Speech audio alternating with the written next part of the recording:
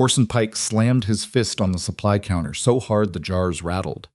"You bring that woman one more stick of wood," he said, loud enough for the whole store to hear, "and we'll make sure you regret it." Nobody moved, nobody breathed. Silas Mercer set down the flour sack in his hands very slowly. He turned around, and he looked at Orson Pike the way a man looks at something he's already decided isn't worth fearing. "That a threat, Orson?" "It's a warning," Pike said. From every decent family in this valley, the room held its silence like a held fist. If you've ever watched a crowd choose cowardice and call it wisdom, you already know exactly what happened next. And if you've ever been the person that crowd decided to destroy, you know what it cost Lenora Vance just to walk into that store every week and pretend she didn't hear them whispering. Before we go any further, if this is your first time here, welcome. Hit that subscribe button and stay with me to the very end, because this story only gets more powerful from here. Drop a like and leave a comment telling me what city or country you're watching from. I want to see exactly how far this story travels. Now let's go back to Redwater Hollow. The morning Silas Mercer first turned his wagon toward Lenora Vance's cabin, the temperature had dropped to the kind of cold that made breathing feel like swallowing broken glass. He had a full load of split pine stacked behind him, cut from the timber stand north of town, and he'd been planning to sell most of it at the livery before heading back up the ridge. That was the plan. He had a plan. Then he passed the turnoff to Lenora's property, and something made him look. He wasn't sure what he expected to see. He'd been in Redwater Hollow less than 2 months, long enough to hear the name. Long enough to notice the way people said it not loud, not in the open, but in that particular hushed tone people use when they want to make sure the story sounds worse than it is. The widow, the Black Widow of Redwater, 2 husbands, both dead. You do the math. What Silas actually saw was a woman in a thin wool coat carrying an armload of wet wood from a stack that looked like it hadn't been replenished since September. The pieces were too long for her stove. He could tell that just by looking. She was struggling with them, her boots breaking through the iced-over mud at the edge of the path, her breath coming in sharp white puffs, and she didn't look cursed. She looked cold. She looked like someone who had been cold for a very long time and had gotten so used to it that she'd stopped expecting anything different. Silas pulled back on the reins. His horse, a broad-chested gray named Cutter, stopped without argument. Cutter had better judgment than most people Silas had met. Silas sat there for a moment with the reins loose in his hands. He thought about the livery. He thought about the sale he'd planned. He thought about the way Dale Hutchins at the feed store had leaned across the counter 3 days ago and said, low and casual, "You know about the widow on the South Road? 2 dead husbands. Just be careful where you do business, friend. Redwater looks after its own." Silas had nodded and bought his feed and not said anything because he'd learned early that the fastest way to understand a town was to let it talk first and decide later whether it deserved a response. He thought he was starting to understand Redwater Hollow. He climbed down from the wagon. Lenora heard the creak of boots in frozen mud and turned around, and her face did something complicated. It wasn't fear exactly. It was the particular guardedness of someone who had been surprised too many times by things that turned out to be unkind. She pulled the armload of wet wood tighter against her coat, like she was deciding whether to run. "Ma'am," Silas said. He pulled off his hat. It was too cold for hat pulling, but his mother had raised him and something stuck. "Name's Silas Mercer. I've got a load of dry pine on that wagon, cut short enough for a standard stove. You look like you could use some." She stared at him. He waited. "You know who I am," she finally said. It wasn't a question. "I know your name's Lenora Vance," he said. "I know you live here. I know it's about 10 degrees and that wood you're carrying won't burn dry until March." Something moved across her face. Not softness, nothing that easy. More like the expression of someone doing a fast and private calculation, trying to figure out the angle, what this man wanted, what it was going to cost. "I don't take charity," she said. "I'm not offering charity," Silas said. "I'm offering wood at fair price. You can pay me in coffee if you've got it. Winter day like this, that's worth more than coin anyway." She looked at him for another moment. Then she looked at the wagon. Then she looked at the wet armload she was carrying. which was already soaking through her coat. "Fine," she said, "stack it by the north wall." She turned and walked back toward the house, and Silas watched her go, and he thought, there's a woman who stopped trusting the world and had good enough reasons for it. He started unloading wood. Redwater Hollow was the kind of settlement that had been built on hard work and had survived on stubbornness, and those two qualities together had given it certain virtues and a very particular kind of cruelty. The cruelty wasn't dramatic. Nobody in Redwater Hollow was a monster. That was almost the problem. Monsters were easy to identify. What Redwater had instead was a collection of ordinary, frightened people who had decided, quietly and collectively, that Lenora Vance was dangerous, and once that decision was made, everything that followed felt reasonable to them. Her first husband, Thomas Vance, had drowned when a spring flood swallowed the wagon road between Redwater and the northern grazing lands. He was 24. They'd been married 14 months. Lenora was 22 and 6 weeks, along with a pregnancy she would lose before summer. The settlement grieved with her. That part was genuine. People brought food. Women sat with her. The minister spoke kindly about Thomas at the service, and Lenora sat in the front pew with her hands folded and her face dry because she'd used up her tears somewhere between the bank of the river and the walk home. Then 3 years later, she married Edwin Holt. Edwin was a good man. Steady. He ran the general store with patience and kept his accounts fair and never cheated anyone, which in a frontier settlement made him something close to remarkable. He was 7 years older than Lenora, quiet where Thomas had been loud, deliberate where Thomas had been impulsive, and Lenora thought maybe that was what she needed. Something solid. Edwin died of a fever in the middle of a January cold snap, alongside 4 other men in the valley and 1 child. The doctor from the county seat arrived too late to do anything except confirm what everyone already knew. After that, Redwater Hollow changed. Not all at once. These things rarely happen all at once. It was gradual. The way a window frosts over, you don't notice each individual crystal, only that at some point you can't see through it anymore. Someone made a joke, the kind that wasn't quite a joke, about how Lenora Vance seemed to do poorly by her husbands. Someone else repeated it, with a little extra weight behind it. A mother told her daughter, half seriously, that she ought to stay away from the widow woman's house, just in case. A rancher at the tavern said he'd heard some women carried bad luck, the way some horses carried illness. You couldn't always see it, but it spread. By the time Lenora had been widowed 2 years, the whispers had calcified into something that felt like fact. She stopped being a grieving woman. She became a warning. Children were steered around her on the road. Men found reasons to be elsewhere when her roof needed patching. The merchants didn't refuse to sell to her that would have been too obvious, but somehow her firewood was always green, her flour was always the bottom of the barrel, and her requests for help went unanswered just long enough that she stopped making them. She learned to manage alone. She had no choice. She kept her garden. She patched what she could patch herself. She learned which cuts of wood burned longest, how to bank a fire so it held through the worst nights, how to make a meal from very little and feel no particular shame about it. She was 29 years old, and she had built, out of necessity, a kind of fortress. But fortresses and homes are not the same thing, and Lenora Vance, alone in that cabin every night, with the wind coming through the gaps she couldn't quite seal, had begun to wonder if the town might somehow be right. Not about the curse. She didn't believe in curses. But about her, about whether she was someone that loss followed. Whether it was safer for everyone, including herself, to stay inside the walls she'd built. Then Silas Mercer drove his wagon down her road. He came back the following week. She didn't expect it. That was the thing that caught her off guard, not the wood, not even the kindness, but the fact that he came back. Men who did a good deed by Lenora Vance generally made sure everyone knew about it and then made sure it never happened again. Silas came back with another load, cut the same short lengths, stacked it against the same wall. She had coffee ready this time. She wasn't entirely sure why. She told herself it was just good manners.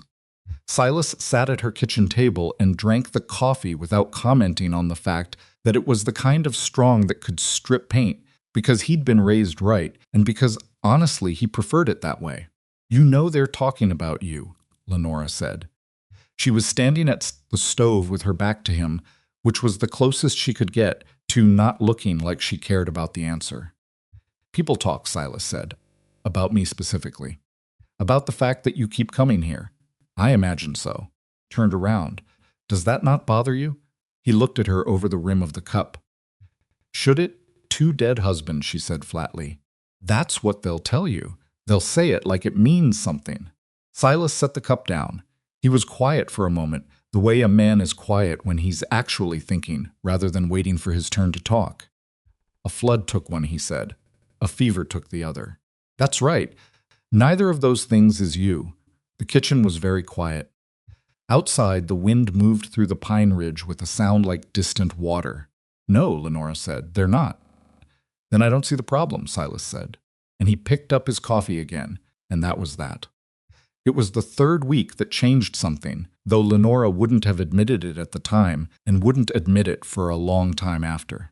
She'd been trying to pull a section of canvas back over the woodpile it had torn loose in the night, and the whole stack had gotten damp, and she was losing the argument with the wind when she heard Cutter's hooves on the frozen road. By the time Silas got down from the wagon, she'd managed to get 2 corners of the canvas secured and was wrestling with the 3rd. Silas didn't ask.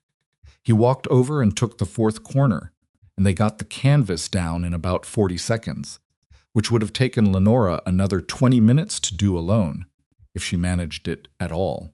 She was furious about it. In the private way, people get furious about being helped with something they wanted to handle themselves.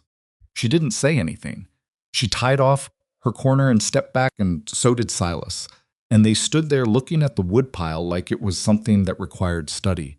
You didn't have to do that, she said. I know, he said. I had it. Mostly, he agreed. She looked at him sharply, but there was no mockery in his face. Just straightforwardness, which she'd noticed, was how Silas Mercer operated. He didn't perform anything. He didn't try to make her feel better or worse. He just said what was true. She found that she didn't know how to fight with someone like that. Your wood's going to be cut shorter this week, he said. I noticed your stove struggles with anything over 18 inches. He'd noticed.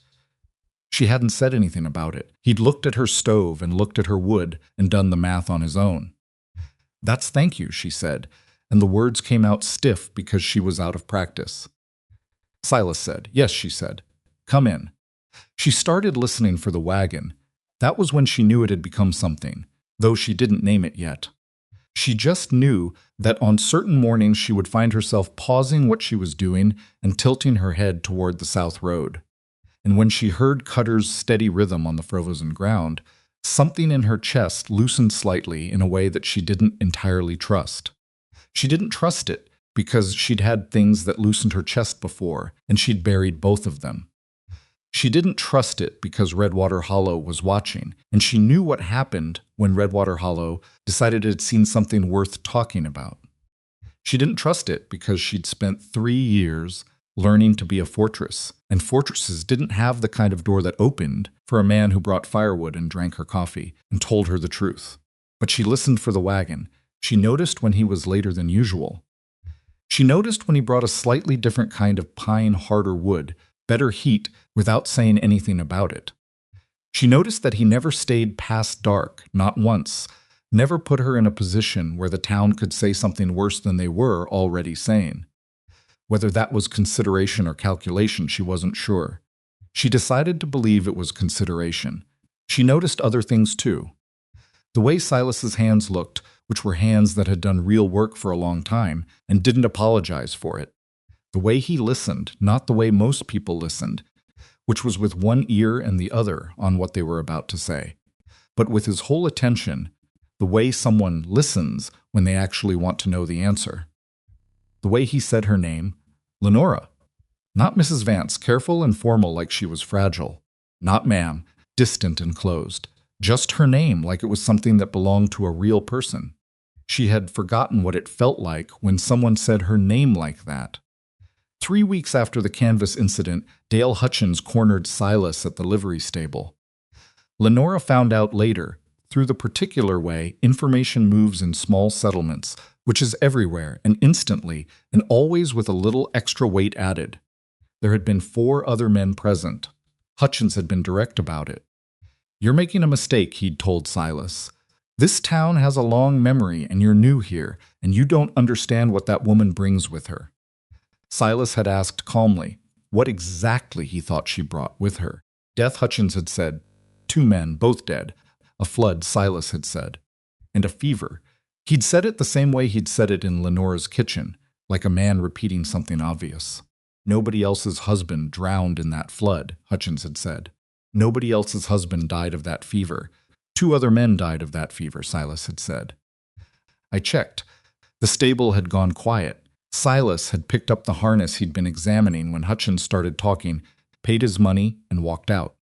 When Lenora heard this, she stood in her kitchen with her hand braced against the table for a moment. Not because she was weak, because she was absorbing something she hadn't felt in so long she'd almost stopped believing it existed. Someone had argued for her, out loud, in public, on her behalf. She turned back to her stove and stared at it for a while. Then she poured a cup of coffee she hadn't planned on making and stood at the window and watched the South Road and thought about what that meant. What it cost a man like Silas Mercer to stand in that stable in front of 4 men who had lived in this valley their whole lives and tell them flatly that they were wrong. She thought about what it was going to cost him next. Because she'd been in Redwater Hollow long enough to know this wasn't over. This was the part where the town decided it had been patient long enough. This was the part where Orson Pike started talking. And she already knew, in the hollow of her chest that had been cold for 3 years, that Orson Pike was about to talk. Orson Pike started talking on a Tuesday. Lenora knew it was a Tuesday because she'd been at the dry goods counter when it happened, waiting for the merchant's boy to weigh out her cornmeal. And she heard Pike's voice carrying from the back of the store the way his voice always carried, not because he was loud exactly, but because he projected everything he said with the particular confidence of a man who had never once in his life wondered whether people wanted to hear him. 3 weeks in a row now, Pike was saying. 3 weeks that Mercer boy's been hauling wood down to her place. Lenora kept her eyes on the scale. The merchant's boy pretended to be very focused on the weights. "Heard he sat with her at the supply exchange last Monday," said another voice. Lenora recognized it, Walt Greer, who ran the small sawmill at the edge of town, and whose wife hadn't spoken to Lenora directly in 2 years. "Man's got no family here," Pike said. "No connections. Doesn't know the history. Someone ought to tell him the history." "Someone tried," Pike said, over at the livery. "He didn't much want to hear it." A pause. Lenora heard the creak of a stool, the clink of glass. "Well," Pike said, and she could hear the slow satisfaction in his voice, the kind a man gets when he's building towards something he's already decided. When a man won't listen to reason, sometimes reason has to get louder. Lenora picked up her cornmeal, put her coins on the counter, and walked out of the store without looking at either of them.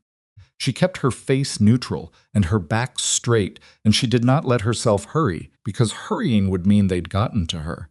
And she had made a private promise, sometime in the second winter after Edwin died, that she would not let Redwater Hollow see her run. She walked home in the cold and thought about what louder meant. Silas showed up that Friday with a load of hardwood maple this time, mixed with the pine, which would burn longer and put out more heat through the worst nights. He'd been thinking about her stove situation, apparently. He'd been thinking about her stove situation without her asking him to, which was still something she was adjusting to. She let him in for coffee, and she told him about what she'd heard at the dry goods counter. She told it plainly, without a lot of coloring around it, because she'd found that Silas responded better to plain than to dramatic.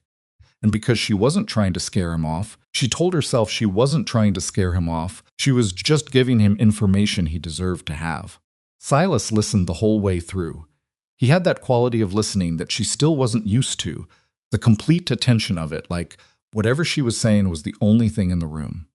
When she finished, he turned his cup on the table once, a small turning, and said, "Pike's the one with the cattle operation on the North Bend?" "Yes, he's got 3 sons and a seat on the Winter Supply Committee." "Yes, and he's been in Redwater how long?" Born here, Lenora said. Father was one of the original settlers. Silas nodded slowly.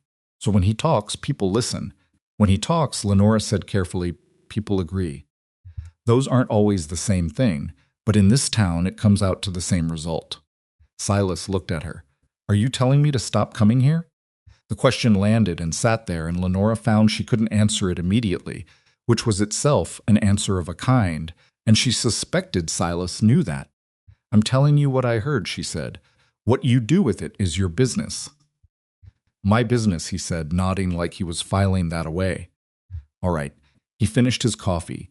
He stacked the rest of the maple against the north wall. He said goodbye the way he always said it, direct and without ceremony, and he left.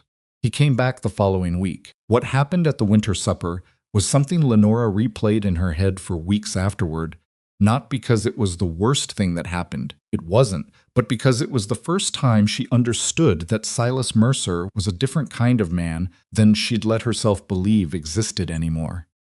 The winter supper was a Redwater Hollow tradition that went back to the settlement's founding. Every family brought something. The meeting house was opened up. And for one evening in the middle of the coldest month, the community ate together and pretended, at least, to be exactly that. A community. Lenora still went. She went because not going would have given them the satisfaction of her absence, and because she made a good cornbread that she refused to stop making just because the people eating it had decided she was cursed. She arrived a little late, which was a habit she'd developed deliberately. If you arrived early to an event where no one wanted to sit near you, you had to watch the room fill up and the space around you stay empty. If you arrived late, the room was already full and you could slide into whatever gap existed without making a performance of it. The gap this particular evening was at the far end of the second table, between old Marin Schultz, who was mostly deaf and didn't much care about town politics, and an empty chair on the other side. Lenora settled in. She put her cornbread on the table, poured herself water from the pitcher, and she sat quietly and watched the room and let the noise of it wash over her. The children running between the tables, the men clustered by the far wall talking about cattle prices and winter feed, the women at the center tables in their tight-knit groups with their particular kind of conversation that had never fully included Lenora even before Edwin died. She was almost comfortable, as comfortable as she got at these things. Then she became aware that the empty chair to her right had been occupied, and she turned, expecting someone who'd sat there by accident and would find a reason to move, and found Silas Mercer instead. He set his plate down and pulled his chair in and looked at the cornbread she'd brought and said, "Is that yours?" "Yes," she said, thrown enough that it was the only word she had. "Good," he said, and cut himself a piece. Lenora became aware, in the slow-spreading way you become aware of a fire in a room, that the table around her had gone very quiet. Then the table behind them, then the broader room. Silas appeared to notice none of this.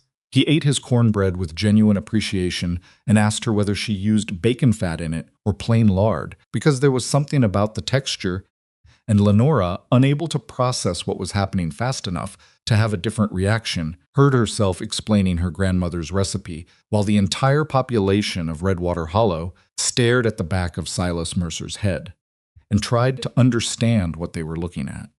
The noise came back eventually. These things always resolve. Silence that dramatic is exhausting to maintain. But Lenora noticed the looks that went around the room, the small tight nods between the men by the wall, the way Pike, seated at the head of the first table, watched Silas's back with an expression that had moved past irritation into something that looked more like decision. She noticed Silas notice none of it, or at least perform noticing none of it, and she couldn't entirely tell which. After supper, walking back to the cabin alone in the dark, Silas had offered to walk with her, and she'd told him no, because she wasn't quite ready for that. Because the supper had been enough, for one night she thought about what it had taken him to cross that room.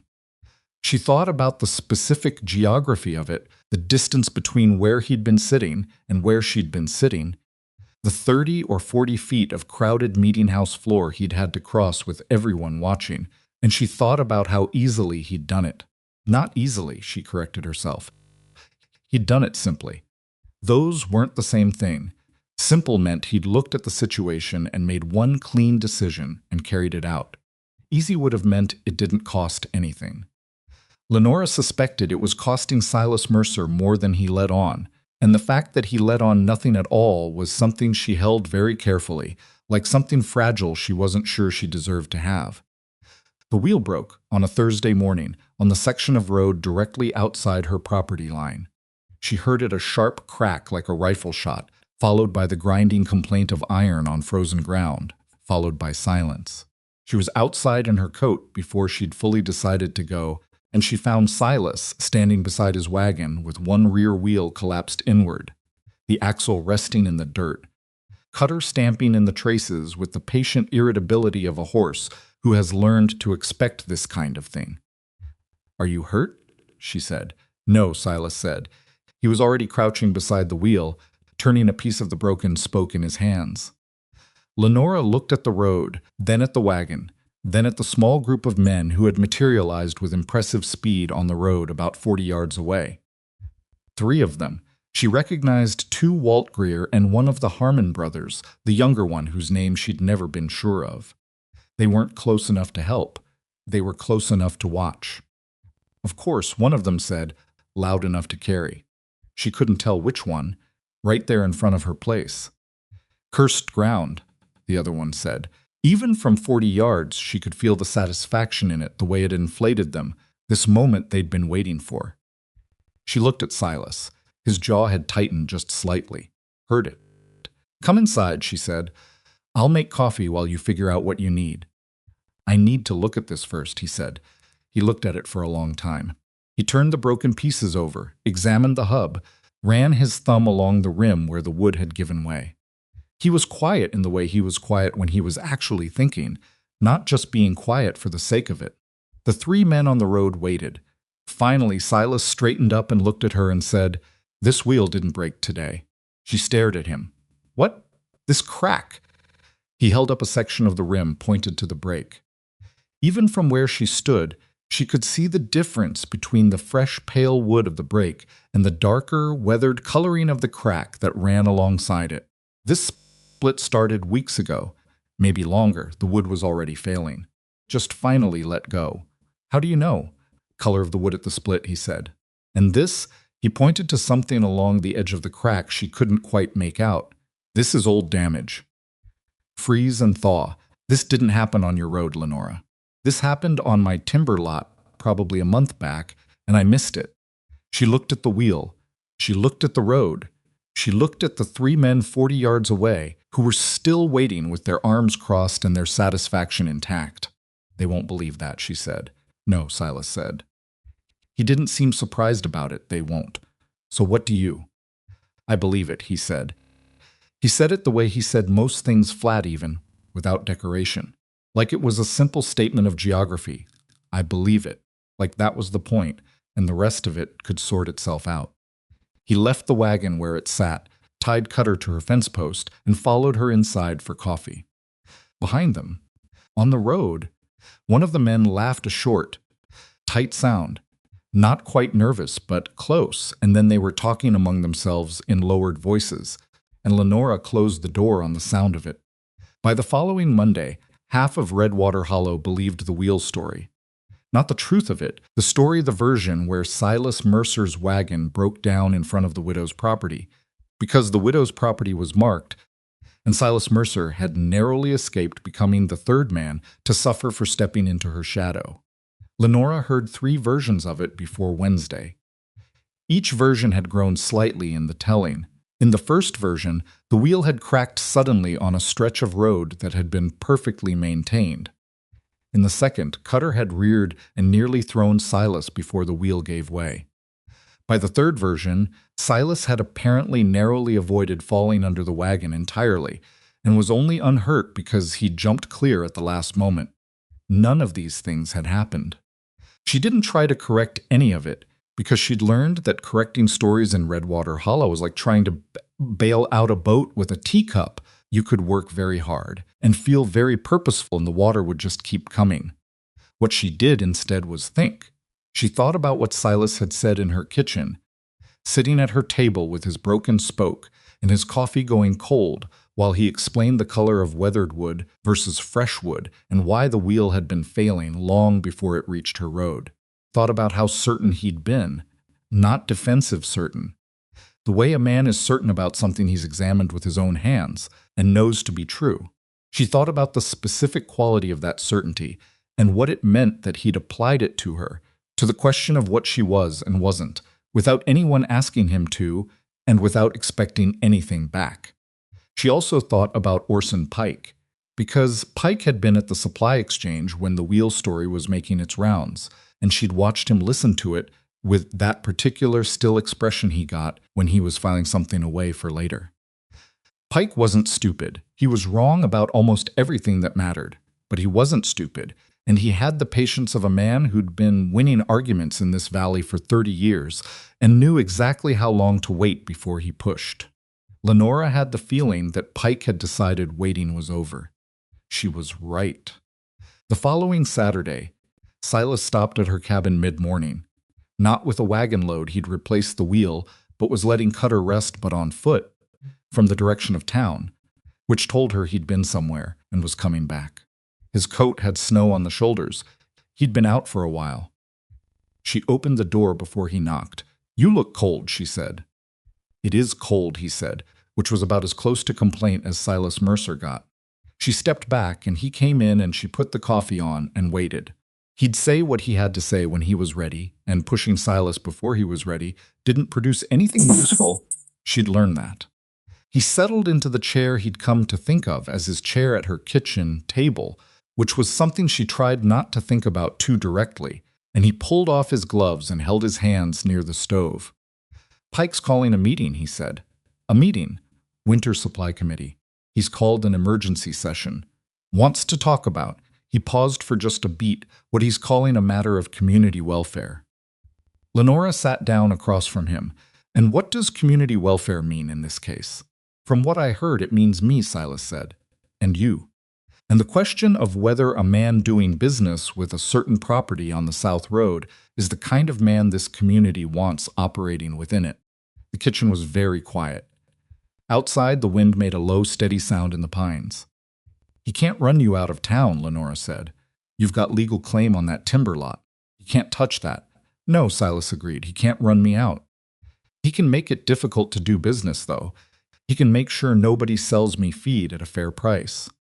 He can make sure the men who work the timber exchange look the other way when I show up. He can make sure." He stopped himself. "He's got a lot of tools available to him." "I know," Lenora said. She'd experienced most of those tools herself. They sat with that for a moment. "You could stop coming here," she said. She kept her voice neutral when she said it, which took more effort than she would have wanted to admit. Before the meeting, that might be enough to satisfy him. Silas looked at her directly, the way he had a habit of doing when he wanted to make sure she was paying attention. "Is that what you want? I'm telling you it's an option." "I heard you," he said. "I'm asking what you want."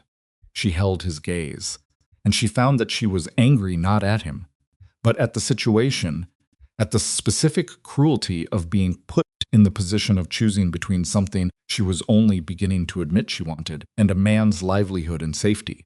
She was angry at Orson Pike and at Walt Greer and at all of Redwater Hollow for being exactly what it was, for making a woman who had already lost 2 husbands feel like wanting something for herself was a dangerous act. "What I want," she said finally, and her voice was steadier than she felt, "is to not be the reason another man in this town loses something." Silas was quiet for a moment. "All right," he said. "That's fair, but I want you to understand something." He leaned forward slightly, both elbows on the table. "If I stop coming here because Orson Pike called a meeting, that's not protection. That's just Pike winning. And what Pike winning means is that every story they've told about you becomes more true because I proved them right to be afraid. Do you understand that?" She stared at him. "I do understand that," she said. "Good." He leaned back. "So I'm not stopping," she should have argued. She knew she should have argued. Told him it wasn't his fight. Told him the cost was too high. Told him a dozen things that were all true, and none of which would have moved him, and she knew that too. Instead, she got up and poured the coffee that had been ready for the last 5 minutes and set it in front of him and sat back down. Pike's meeting, she said. When is it? Thursday. Will you go? Silas wrapped both hands around the cup. No. Why not? Because it's a committee meeting about community business, he said. Not a trial. I'm not going to show up and defend myself in front of Orson Pike like I've done something wrong. Lenora thought about this. He'll take that as weakness. He'll take whatever he wants as whatever he wants, Silas said. That's what Pike does. But I won't walk into his meeting and argue my case, because that means I've accepted that he has the right to put me on trial in the first place. It was the right call. She knew it was the right call even as she wanted to argue with it, because she'd spent 3 years trying to defend herself against this town's judgment, and 3 years had taught her that the more you argued your case to people who'd already decided, the more it looked like guilt. All right, she said. What about you? Silas said. The meeting, will you hear about it? I'll hear about everything, Lenora said. I always do. She heard about the meeting from Marin Schultz, of all people, old deaf Marin, who'd sat next to her at the winter supper and who turned out to have a granddaughter who attended the supply committee meetings as her grandmother's proxy, taking notes in a careful hand and reading them aloud afterward. Marin showed up at Lenora's door on a Friday morning with the granddaughter in tow, a quiet girl of about 16 named Petra, and the three of them sat at Lenora's table, and Petra read from her notes in a clear, expressionless voice while Marin watched Lenora's face. The meeting had been, apparently, exactly what Lenora expected, and also somehow worse. Pike had opened it by presenting what he called a pattern of concern, the wheel incident, the number of visits to the widow's property, the disruption to community harmony that occurred any time Silas Mercer was seen in Lenora's company. He'd been careful about it, Petra said. He hadn't called it a curse, not directly. He'd used words like history and precedent and communal well-being, and he'd built a case that was more about Silas Mercer being a disruptive element in the community than about Lenora being dangerous, which was clever because it made it harder to argue. 3 men had spoken in support of Pike's concerns. 2 had stayed silent. One Petra's note said Mr. H. Milroad dissented, had said he thought they were making too much of a neighbor helping a neighbor and didn't see what the committee had to do with it. Pike had thanked him for his perspective and moved on, which was how Pike handled opposition. He acknowledged it just enough to make it feel heard and then buried it under the weight of everyone who agreed with him. The committee had not taken a formal vote, nothing official. What they had done was pass quietly and without written record something that amounted to a social sanction, a collective agreement that Silas Mercer's continued association with the widow of the South Road was something the community viewed with concern, and that those who felt that concern should feel free to express it in their dealings with him. Which meant, in practical terms, that Pike had given Redwater Hollow permission to make Silas Mercer's life harder. He'd formalized the Whisper campaign. He'd made official what had previously been individual, and that was a different thing. That was a wall. Lenora sat with Petra's notes for a long moment after the girl stopped reading. Marin, who had been watching her face the whole time, said something in her low, slightly too loud voice. That man Pike has been big in this town for 30 years. He was big before the flood, and he was big when your Edwin got sick, and he's been big ever since. She paused. Big men in small towns are a particular problem because they never have to practice being wrong. Lenora looked at her. In 3 years, she'd barely exchanged 10 words with Marin Schultz. Why are you telling me this? Lenora asked. Marin looked at her steadily. Because that man who brings your wood showed up to the winter supper and sat next to you in front of everyone, and didn't look once like he thought he'd done something he needed to be ashamed of. She shifted in her chair.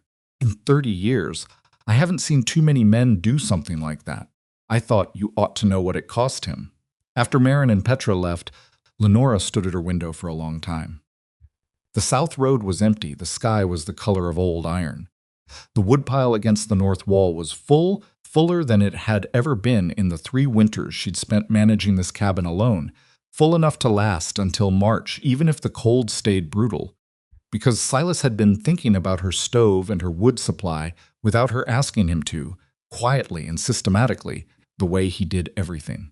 She thought about what it cost a man in a town like this to do something simple. She thought about the fact that he kept doing it anyway. She thought about the meeting, and Pike's careful language, and the wall that was being built around Silas Mercer's name in this valley, and she felt the particular ache of someone watching another person pay a price on their behalf, a price they hadn't asked for and couldn't repay. She pulled her coat off the hook. She had something she needed to say to him, and she'd been putting it off long enough.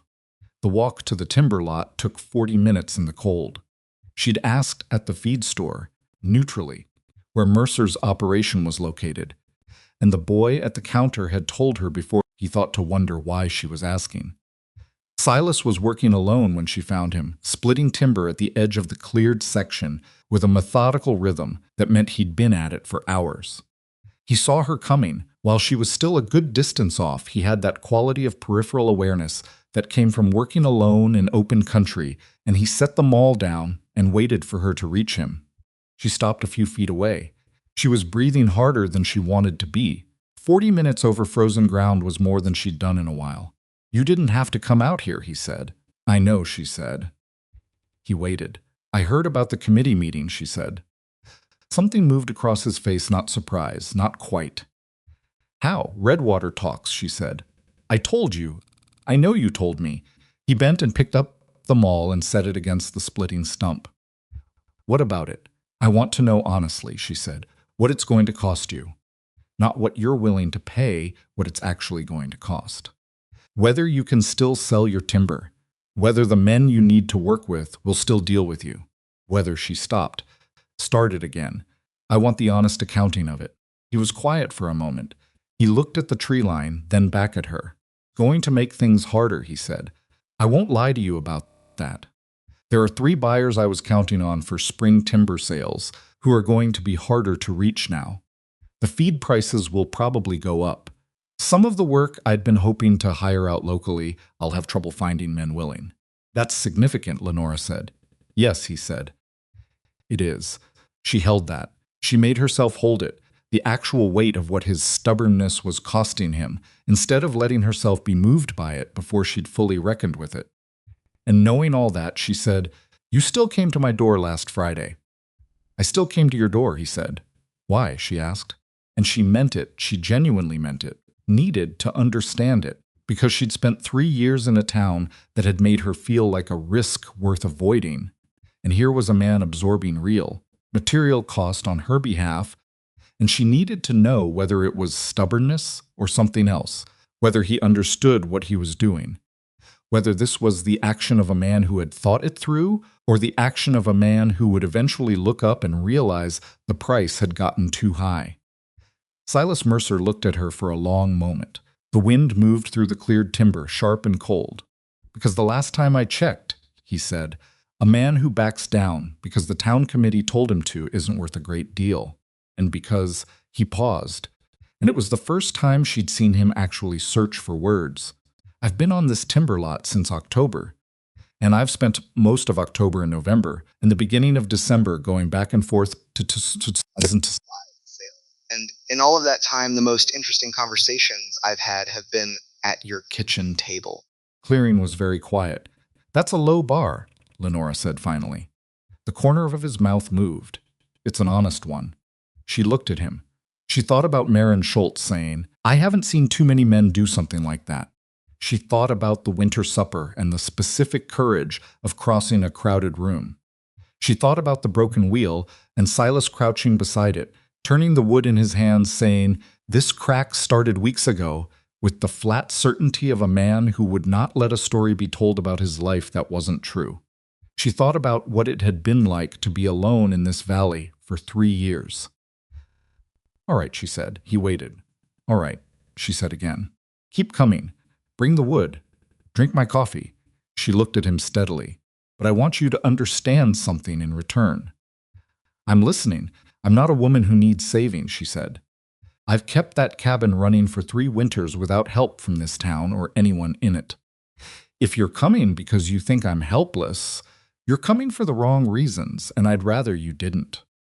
"I know you're not helpless," Silas said. "I've watched you manage a woodpile in 10-degree weather." Helpless isn't the word that comes to mind. Then why? She said. What is the word? He thought about it.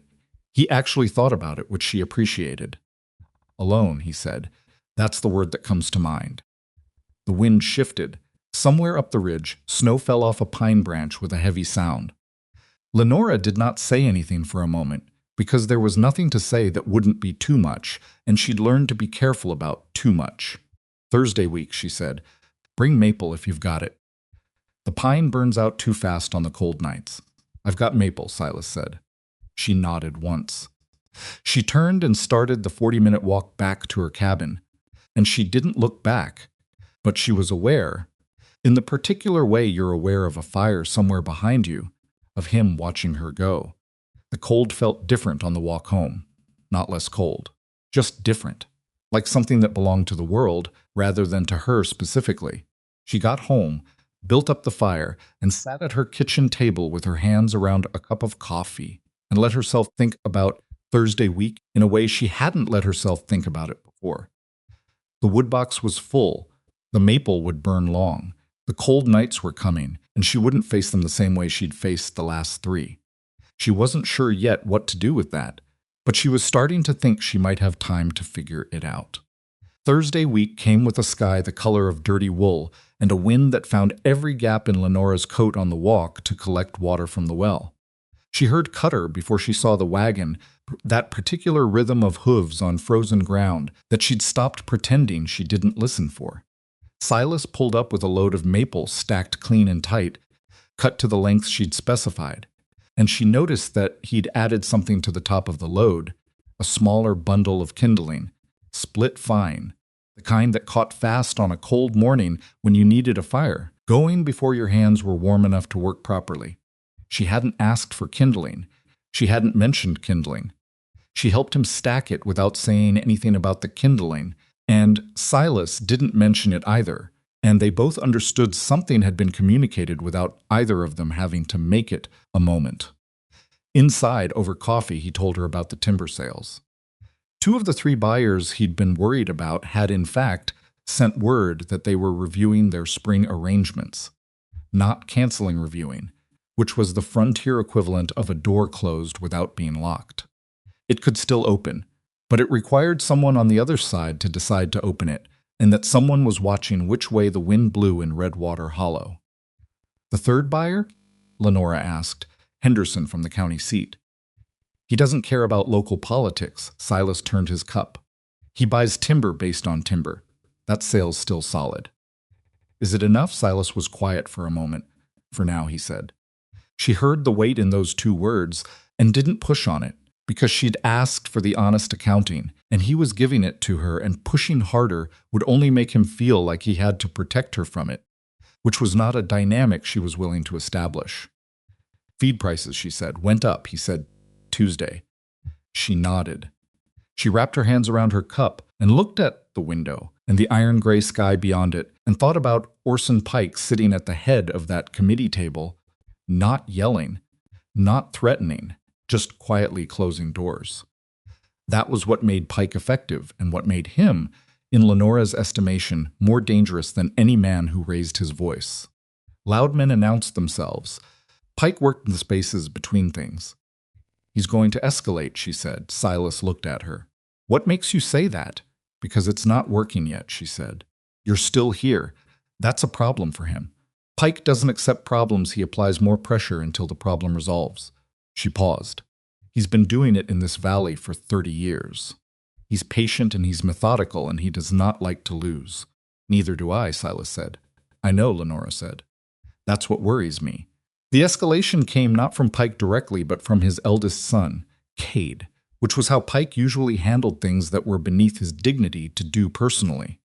Cade Pike was 24, broad across the shoulders, and had inherited his father's certainty without his father's patience, which made him considerably more dangerous in the short term and considerably less dangerous in the long. It happened at the mill exchange on a Friday morning, 10 days after Lenora's walk to the timber lot. Silas had gone to sell a small batch of processed lumber, not his main timber sales, just clear boards he'd cut from the better logs, The kind that moved fast at the exchange because they were good for finish work and interior building. He'd sold there before without incident. The mill exchange operated on standardized pricing that was hard for Pike to influence directly, which was probably why Cade appeared instead. Lenora heard about it, as she heard about everything, through the particular relay system of a small settlement. This time it was the merchant's boy who told her, on Saturday morning when she came in for flour, with the barely contained excitement of someone relaying genuinely significant news. Cade had been at the exchange when Silas arrived. He'd waited until Silas had his lumber unloaded and his transaction half completed before he'd walked over and said, loudly enough for the exchange floor to hear, that he hoped Mercer understood the kind of business he was hurting by associating himself with a woman who'd killed 2 men. Silas had not responded immediately.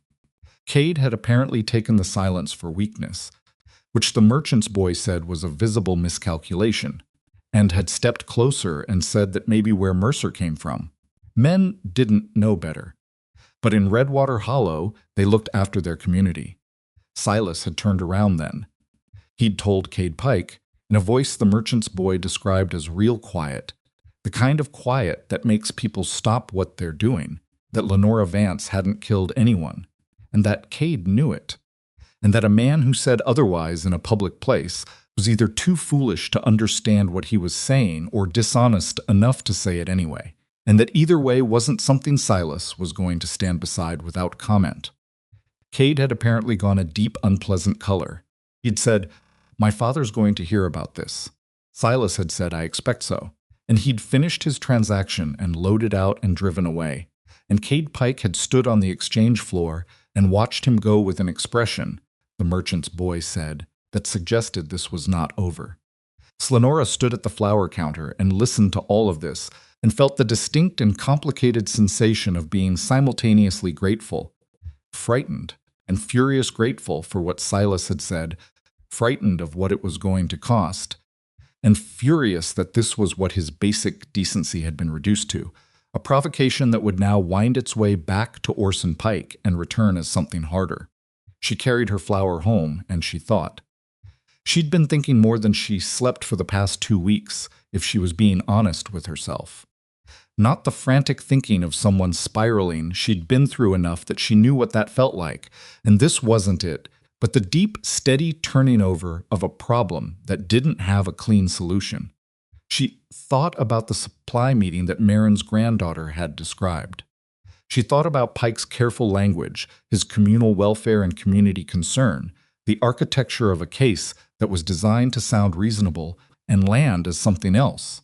She thought about the 3 winters she'd spent in this cabin, maintaining the dignity of silence, never arguing back, never defending herself publicly, absorbing every whisper and every emptied bench and every piece of green wood dumped outside her fence by men too cowardly to come to her door. She'd been silent for 3 years because she'd believed, in some private place she hadn't examined closely enough, that silence was the appropriate response to something unjust. That loudness would look like guilt, that keeping her head down would eventually exhaust the town's interest. It hadn't exhausted anything. What it had done was give the story room to grow undisputed. She thought about Silas at the mill exchange, turning around, speaking quietly in a voice that made people stop what they were doing. She thought about what Marin Schultz had said, "I haven't seen too many men do something like that."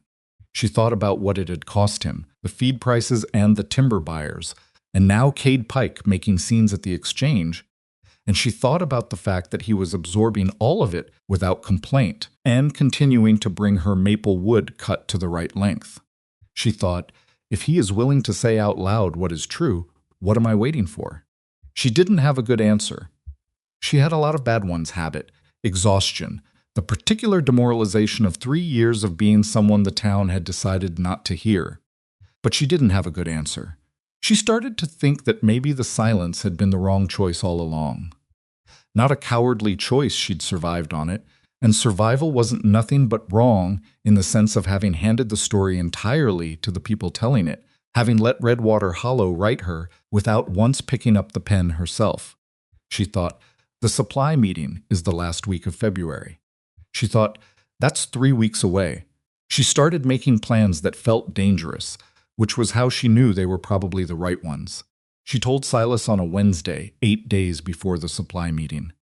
He'd come by mid-morning, not with wood this time, but to fix a section of her fence that had buckled under the ice weight. She hadn't asked him to do that either. He'd simply noticed it on a previous visit and apparently decided it was something that needed doing. He was working the post back into the frozen ground when she came out to him. "I'm going to the supply meeting," she said. He kept working. "All right. I'm going to speak at it." He stopped. He straightened up and looked at her, and she could see him processing this, not in a way that telegraphed concern exactly, more like a man recalibrating. "That's Pike's meeting," he said. "He runs it. He controls the floor." "I know. He's not going to give you a welcome reception." "I know that too," she said. "I've been in this town for 6 years. I know exactly what kind of reception I'm going to get." Silas was quiet for a moment. He drove the fence post with one more push, testing it. "What are you going to say?" "The truth," Lenora said. "Which I should have been saying all along." He looked at her with an expression she couldn't fully read, something between respect and worry, and not the worried for himself kind, the worried for her kind, which she had to work not to feel too much about. "If you do that," he said, "it's going to be very loud." "I know, and Pike is not going to let it go afterward. This won't be the end of it." "Silas," she said, and her voice came out more tired than she intended. "When has any of it ever ended? The quiet version of my life in this town has been going on for 3 years, and it hasn't ended anything. It's just given them more time to add to the story." She held his gaze. "I'm done letting them tell it." He looked at her for a long moment. Then he nodded, once the way he nodded when he'd decided something. "All right," he said. "I'll be there. You don't have to." "I'll be there," he said again, and went back to the fence post. And that was that. The 8 days before the meeting were the strangest 8 days Lenora could remember since the week after Edwin died. She felt two things simultaneously, which she'd come to understand was her particular condition. She had never been a woman who felt one thing clearly, always this layering, this counterpoint. She felt afraid, and she felt more like herself than she had in years. Fear was real and specific. She knew what she was walking into, knew the room, knew the faces, knew Pike's particular gift for making a woman feel small without ever raising his voice. The other thing, that sense of something moving in the right direction, some weight shifting, was also real. She slept badly. She made notes in a small journal she'd kept since she was 18, not a diary exactly, more a place where she worked out her thinking and writing. She wrote down what she wanted to say and crossed half of it out and wrote different things. She was not trying to make a speech. She didn't want a speech. What she wanted was to stand in that room and say what was true in the plainest possible language, because plain was harder to dismiss than rhetorical, and because she'd been watching Silas Mercer operate for 2 months now, and she'd noticed that plain was usually where the real weight was. She also, during those 8 days, paid attention. She paid attention to how people moved around her in town, not the avoidance. She was used to that, but the specific texture of it. She noticed that it had shifted slightly. She couldn't have said when it shifted. These things didn't have clean timestamps. But the shift was real. 3 people who had been determinedly looking the other way for 2 years now made accidental eye contact and didn't look away immediately. The merchant's boy had started greeting her by name. Maren Schultz had stopped her outside the dry goods and pressed a small jar of preserves into her hand without explanation and walked away before Lenora could say anything. She thought about what Moran had said. Big men in small towns are a particular problem because they never have to practice being wrong. She thought about whether a town could be wrong in the same way a man could be wrong, whether it could accumulate the same kind of debt from years of refusing to practice the right thing. She thought about Edwin. She thought about Thomas. She thought about the 14 months she'd been married to Thomas and the 3 years she'd been with Edwin, and the specific quality of the grief that was still there, quieter now than it had been, but real, genuinely real. And she thought about how grief was not the same as guilt, how losing people was not the same as causing loss. how a town that couldn't distinguish between the two had done her a very particular kind of violence, telling itself it was being careful. She was going to say some of that at the supply meeting. She was going to say it with or without Orson Pike's permission. The night before the meeting, Silas came by at dusk. He didn't stay long. He had a look she'd come to recognize as his working something out look, the one that appeared when he'd been thinking on a problem, and had arrived at somewhere he wasn't entirely comfortable with. "I want to say something," he said, standing in her doorway with his hat in his hands. "Before tomorrow, say it." He was quiet for a beat. "I'm going to speak at the meeting, on your behalf. I want you to know that before we get there, because I don't want it to surprise you." She felt a complex thing move through her. "Silas." "I know," he said. "I know you can speak for yourself. I'm not suggesting otherwise. I'm saying that I am also going to speak, because I'm the one Pike has been targeting, and I've been holding my tongue long enough." His jaw was set in the particular way it got when he'd made a decision and was not going to unmake it. "This isn't about speaking for you. It's about me saying my own piece in a room where I've been talked about for 2 months without being present." She thought about that. It was reasonable, more than reasonable. "What are you going to say?" she asked. "The truth," he said, and the corner of his mouth moved, just slightly, which was the closest Silas Mercer generally got to humor. "Same as you." She stood there in her doorway looking at him, and she thought about the specific arc of the last 2 months from the morning she'd watched a stranger pull his wagon toward her road. Through every cup of coffee, and every stack of maple wood, and every terrible and important thing that had passed between them, and she felt the size of it, the unexpected size of something that had started so simply and grown into whatever this was. "All right," she said. "Don't be late." "I'm never late," he said. She almost smiled. "Go home, Silas." He put his hat back on and walked back down her road in the darkening evening, and Lenora closed the door and stood in her kitchen with the fire going and thought, "Tomorrow it's going to get loud." She was ready for loud. The winter supply meeting was held in the meeting house, the same meeting house as the winter supper, the same long room with the plank tables and the iron stoves at either end. But the atmosphere was nothing like the supper. The supper had the texture of obligation with warmth around the edges. The supply meeting was business, and business in Redwater Hollow had Orson Pike's handprints all over it. Lenora arrived exactly on time, not early, not late. She wore her good dress under her coat, the dark blue wool, the best she owned, the one she'd bought the spring before Edwin got sick and had worn only twice since, because most of the events that required good dresses had stopped including her. She wasn't trying to impress anyone. She was trying to look like what she was, a woman who had lived in this community for 6 years, who had buried 2 husbands here, who had rights. The room was full, more full than usual, which told her the word had gotten around about what was going to happen. She saw Silas immediately. He was standing at the side wall, not seated, arms crossed, and he caught her eye when she came in and gave her one small nod. He was wearing the better of his 2 coats, which she noticed because she'd come to know his coats, and the recognition of that particular kind of knowing sat in her chest like something warm and complicated. She found a seat at the 3rd table, not at the back. She'd spent 3 years at the back of rooms in this town, and that was finished, but in the middle, visible, the kind of position that said she expected to participate. Pike was at the front. He was always at the front at these things. Not because he had any formal authority at a supply meeting, but because he arrived first and positioned himself first. And the room organized itself around him, the way rooms organize themselves around men who acted like the center of gravity. He saw her come in. His expression didn't change. He was too controlled for that. The meeting opened with the standard supply business winter stores, road conditions, the damage the recent ice storm had done to the lumber exchange roof, and who was going to pay for it. Lenora sat and listened and waited.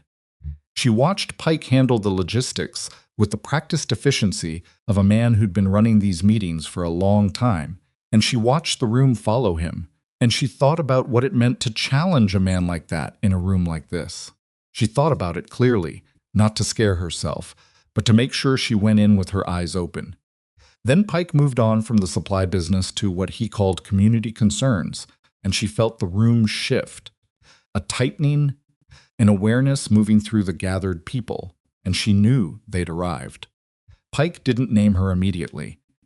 He built toward it, which was his method. He talked about the responsibility of a community to maintain its standards, about the history of Redwater Hollow and the sacrifices of its founding families, about the way uncertainty and instability could undermine the trust that communities depended on. It was smooth and it was careful and it meant nothing concrete, which was precisely the point. He was building an architecture of vague rightness before he put the name in the center of it. When he finally said it, the situation regarding the Vance property and its continuing impact on community harmony, the room pulled tight like a fist, and Lenora stood up. She hadn't planned to stand up at that specific moment. She'd planned to wait until Pike opened the floor. But when she heard the Vance property said in that tone, that particular civic tone of a man who'd made a person into a category, she was on her feet before she'd consciously decided anything. The room went silent with a speed that was almost physical. Pike looked at her with the controlled expression of a man who didn't want to show that he was surprised. "Mrs. Vance," he said, "we haven't opened the floor." "I know," she said. Her voice came out steady, which was a relief. "But you were talking about me, and I thought I should be part of that conversation." A sound moved through the room, not quite a murmur, more like a held breath shifting. Pike set his hands flat on the table in front of him. "This is a community meeting. It's not a... I've lived in this community for 6 years," Lenora said. "I've attended this meeting every year. My husband Edwin served on this committee for 2 years before he died." She paused. "I think that qualifies me to speak." Pike looked at her for a moment. She could see the calculation happening. He was deciding whether removing her from the floor would cost him more than letting her speak. "The floor isn't open," he said again. "Orson." The voice came from the side wall. Silas, still leaning against it, arms still crossed. His voice was calm and carried perfectly in the silent room. "Let her speak." Pike turned to look at him. The two men held the look for a moment. The room held its breath again. "This is not your meeting, Mercer," Pike said. "No," Silas said, "but it's her name you've been saying." "Let her answer it."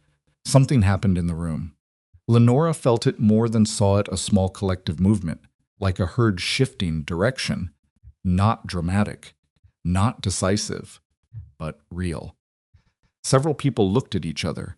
A woman near the back, whose name Lenora didn't know, dropped her eyes to her hands. Pike looked at Lenora for 3 long seconds. Then he said, with a kind of controlled grace that was itself a form of threat, "The floor is open." Lenora took a breath. 2 years ago, she said, and her voice was still steady, which she was grateful for, my husband Thomas drowned in the spring flood. He was 24 years old, and he had been nothing but decent to everyone in this room. And the river took him on a road that 3 other men traveled that season and survived. And no one in Redwater Hollow decided that those 3 men were cursed. She paused. 3 winters ago, my husband Edwin died of a fever that also took 2 other men and a child in this valley, and no one went to their widows and started leaving bad wood outside their fences. The room was so quiet she could hear the iron stoves ticking. "I am not cursed," she said. "I am a woman who has had very bad luck and who has been punished by this community for having it." Her voice tightened slightly on the last words.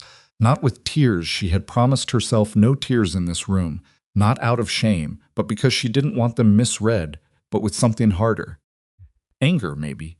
The clean, clear kind. "For 3 years I have been spoken about in this town as though I am a danger to everyone around me. My roof went unrepaired for 2 winters because men refused to come to my property. My woodpile was green for 2 seasons running. My children, I have no children, because I lost the pregnancy after Thomas died, and no one in this room came to sit with me for that." Her voice did something there, just briefly, and she let it, because that was true, and it deserved to be heard. "But if I had children, they would have grown up watching their mother be treated as a warning instead of a person." She looked at Pike.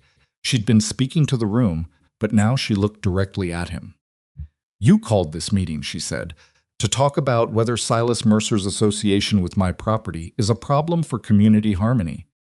I want to tell you what I think the problem for community harmony actually is." She didn't raise her voice. She'd learned from watching Silas that quiet carried further than loud. A community that decides one grieving woman is a curse and then spends 3 years making sure she feels the full weight of that decision is not a community that's looking after itself. It's a community that's found something convenient to fear because fear is easier than the alternative. And what's the alternative? Pike said. He hadn't lost his control. She'd give him that. Sitting with someone in their grief, Lenora said.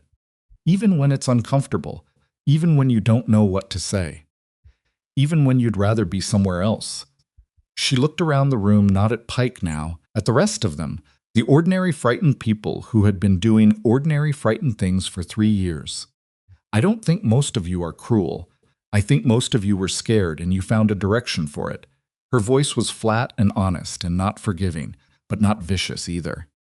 I think Redwater Hollow buried me while I was still alive, and I think some of you know that, and I think that's something this community is going to have to decide what to do with. The silence held. Then Pike said very quietly, "Are you finished?" "No," Lenora said. "One more thing." She turned to look at Silas. "This man," she said, "has brought me firewood every week for 2 months.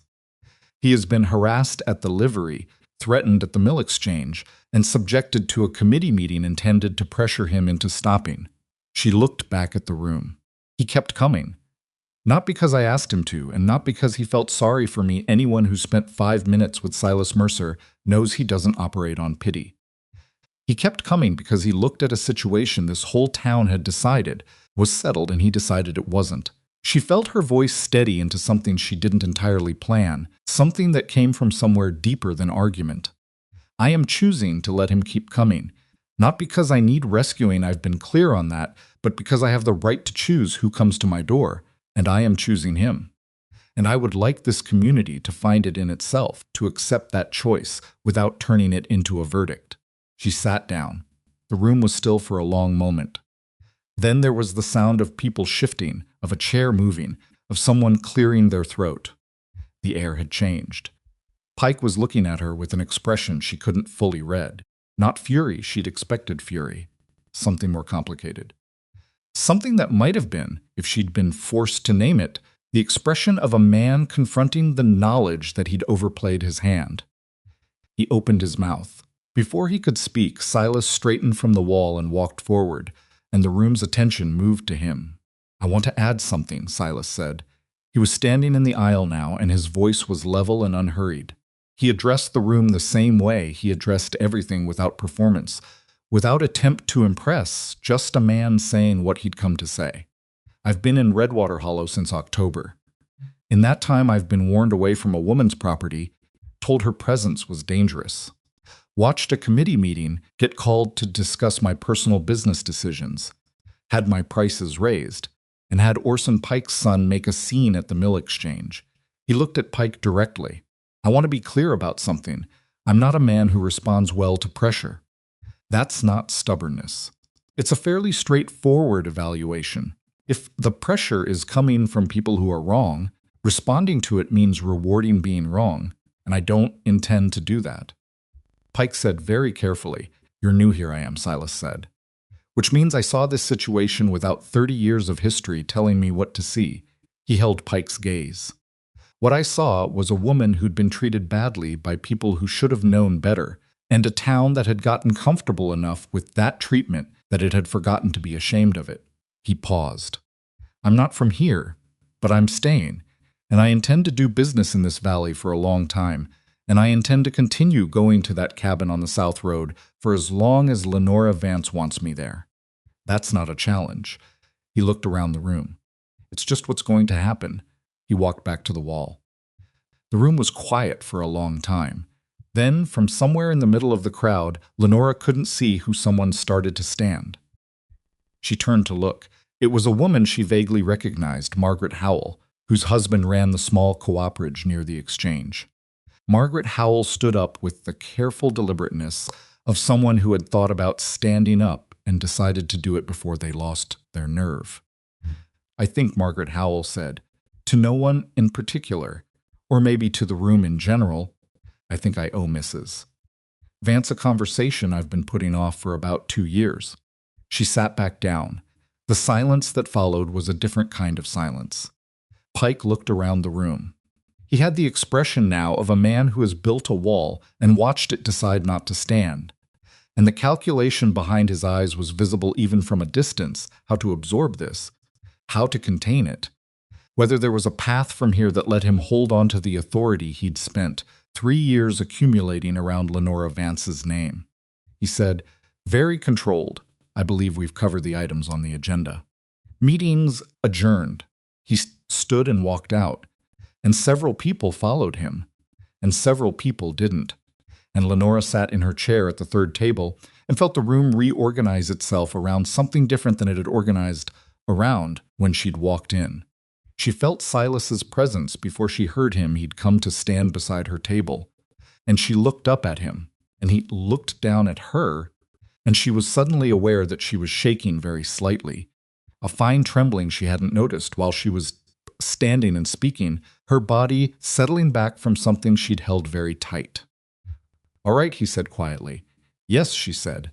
And then, because the honest accounting mattered, mostly, he sat down in the chair beside her and didn't say anything, which was exactly right. Slowly, in ones and twos, people began making their way to the third table. Not many, not most of the room, but Margaret Howell came, and the man Petra's notes had called Mr. H. Milroad, and old Marin Schultz, who had apparently made it to the supply meeting for the first time in 5 years, leaning on a cane, and 3 or 4 others who approached carefully, as though approaching something they weren't entirely sure of yet. There was an awkwardness to it that Lenora wouldn't have traded for anything smoother, because smooth would have meant none of it was real. She stood up and she met each one of them, and she did not make it easy for them, and she did not make it impossible, which was what she could offer, and they seemed to understand that was what they were getting. Silas sat at the table and let it happen around him, and didn't try to manage any of it, which was exactly right too. Outside, the iron sky had broken somewhere to the west, and a thin strip of pale light was pushing through the gap above the ridge. It wasn't warm. It wasn't spring. The cold was still coming. But Lenora Vance had stood in that room and said what was true, and the room had not swallowed it whole, and that was something she hadn't been certain of until the moment it happened. She thought of Marin. I haven't seen too many men do something like that. She thought, I haven't seen too many women do this either. She filed that away. She would think about it later. Alone in her cabin, when the fire was banked and the maple was burning long and slow the way it did, and the cold stayed where it belonged outside, where it had always been, where she would always be working to keep it.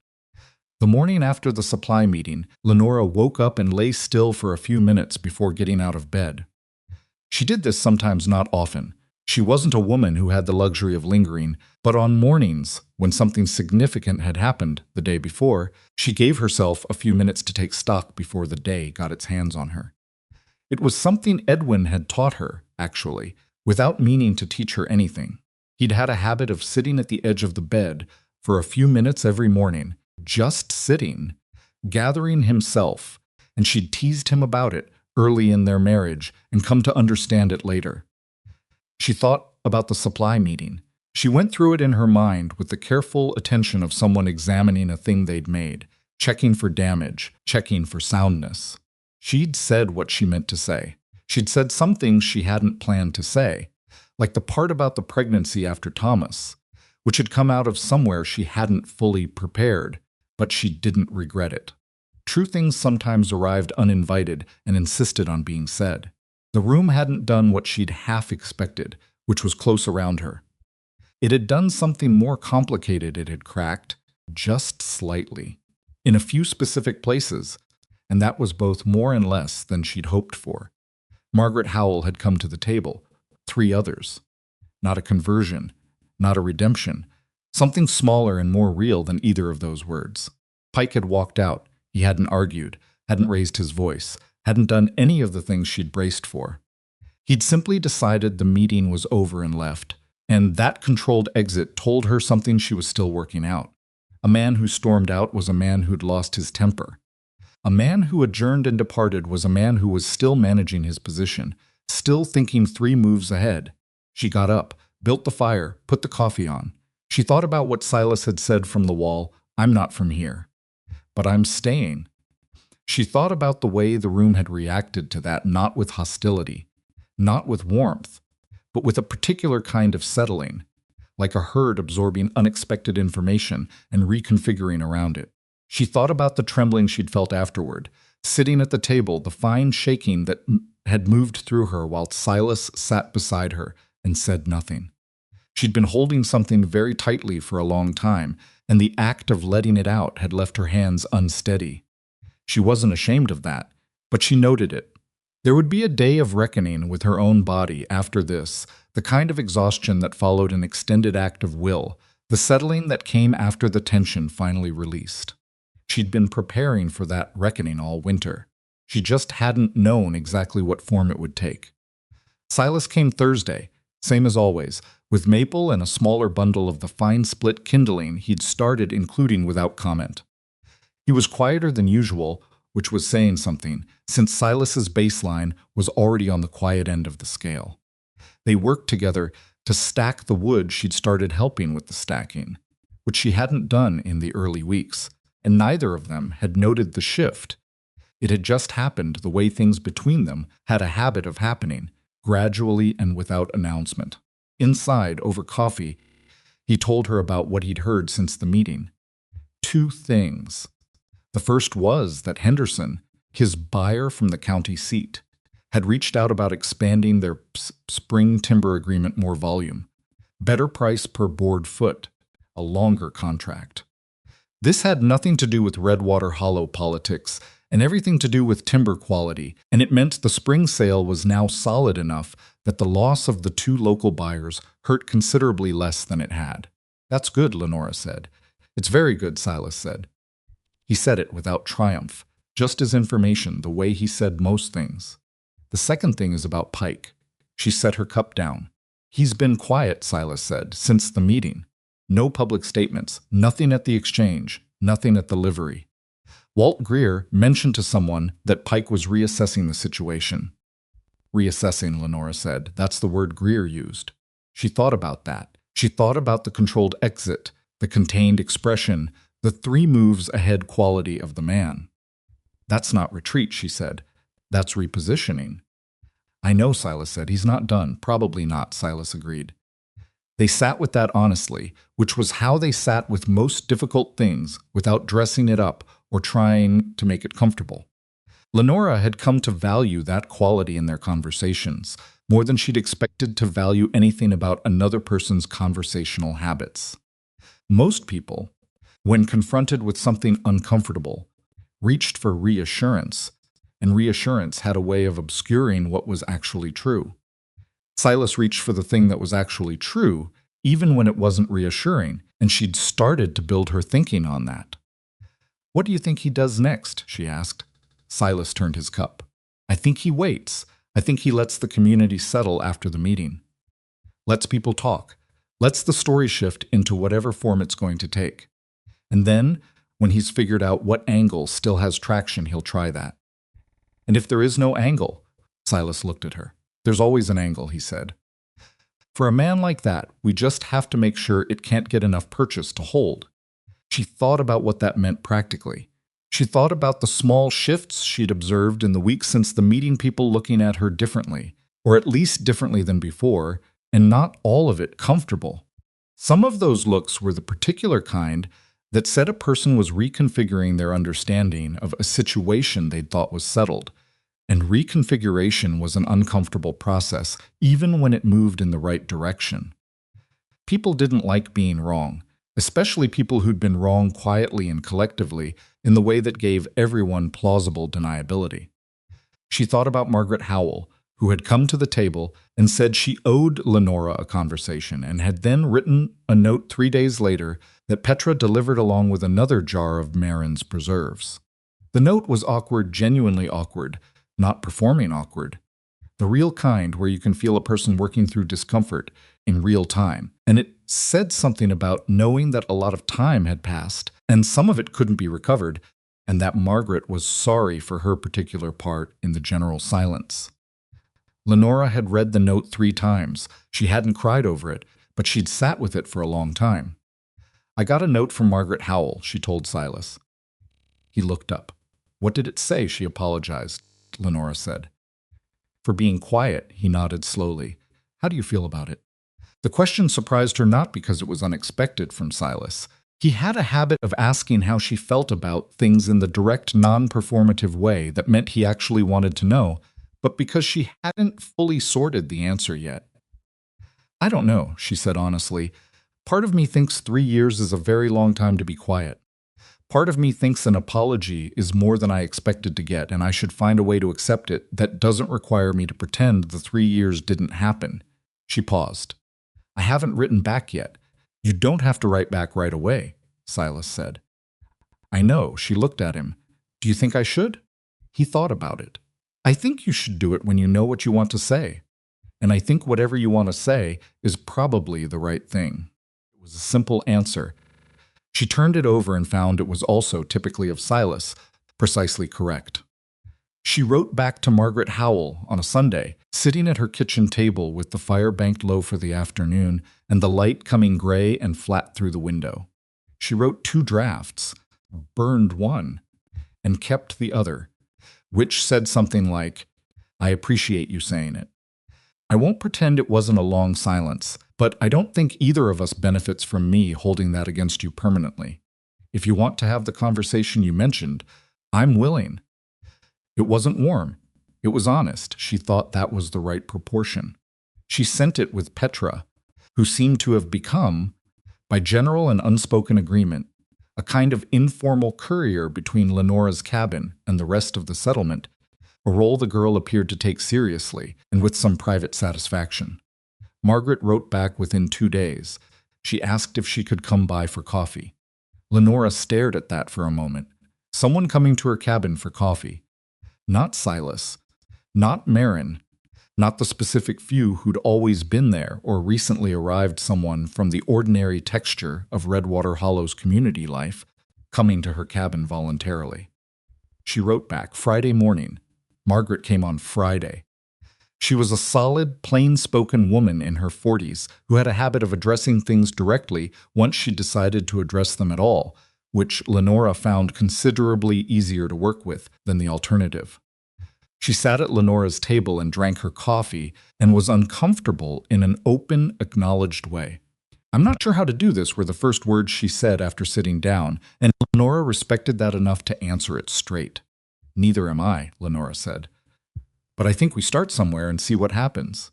What happened was an hour and a half of conversation that moved through awkward and into something more honest. And by the end of it, Lenora understood that Margaret Howell had known, for most of the past 3 years, that what the town was doing to Lenora was wrong. She hadn't said so out loud. She'd convinced herself that it wasn't her place, that she didn't know enough, that someone else would say something. These were the ordinary rationalizations of someone who wanted to be a decent person without incurring the cost of being one. And Lenora recognized them because she'd watched herself use similar reasoning at different points in her life and for different things. She didn't say that, but she thought it. What she said, near the end, was, "I understand how it happens. I'm not going to pretend I understand it painlessly, but I understand how it happens."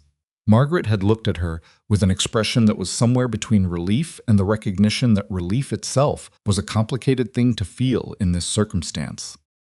"Is there anything I can do? Now, I mean, going forward."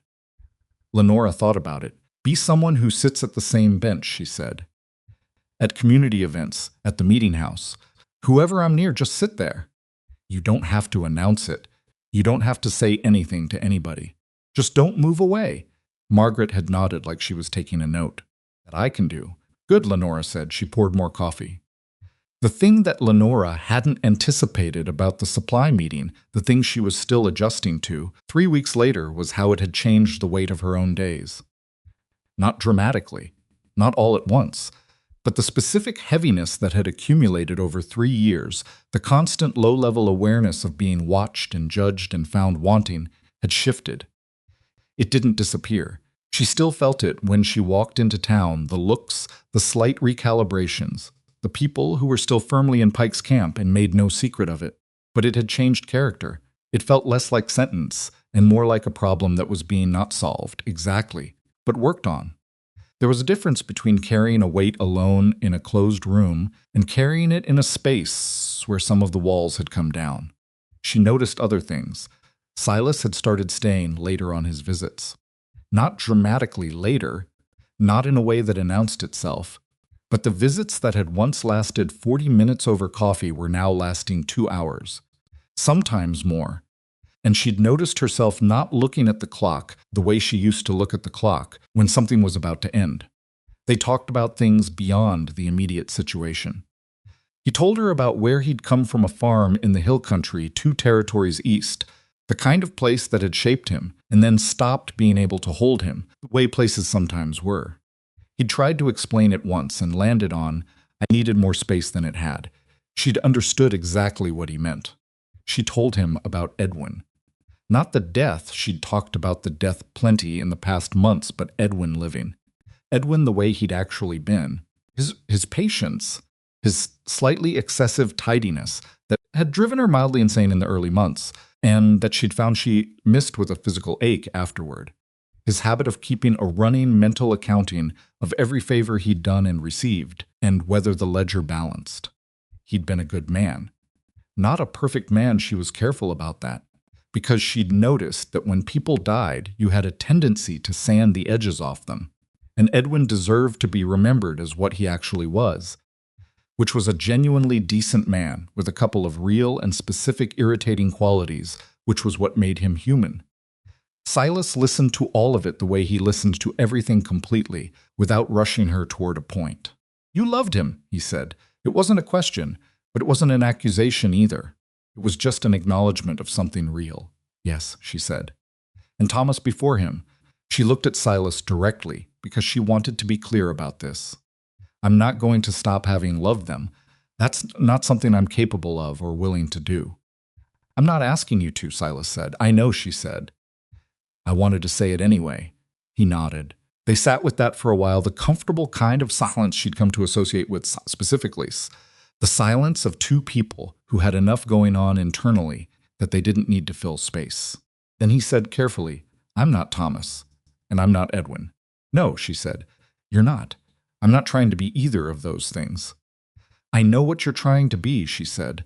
I've been watching you for 3 months. I have a fairly clear picture. The corner of his mouth moved. And she looked at him, at his face, which she'd come to know well enough to read most of it. The set of his jaw when he'd made a decision, the particular stillness around his eyes when he was listening hard, the way he moved his hands when he was talking about something that mattered to him, which was with a careful economy, as though he didn't want to waste the gesture. And I think you're a man who does what he says, she said, which is rarer than it should be. She paused. I think you're sometimes too stubborn for your own good, which I recognize because I am also sometimes too stubborn for my own good, and that's either going to be a strength or a disaster depending on what it's applied to. Another pause. I think you cut maple at the right length and bring kindling I didn't ask for, and you don't tell me what you've done, so I won't feel obligated. Which is, she stopped herself because she'd been about to say something that felt too large for where they were, which is decent. That's the word. Silas looked at her steadily. I wasn't angling for a character review. I know, she said. I'm giving you one anyway. You spend a lot of time being direct with me, and I think you deserve the same. He was quiet for a moment. Then all right. Fair. Good, she said. She poured more coffee, and they talked about other things. And afterward she thought about the specific quality of that conversation and what it meant that she could have it. And she filed it away with the other things she was still learning to hold. Pike moved in April. Not dramatically, she'd been right about that. He was not a man who operated dramatically when he had other options.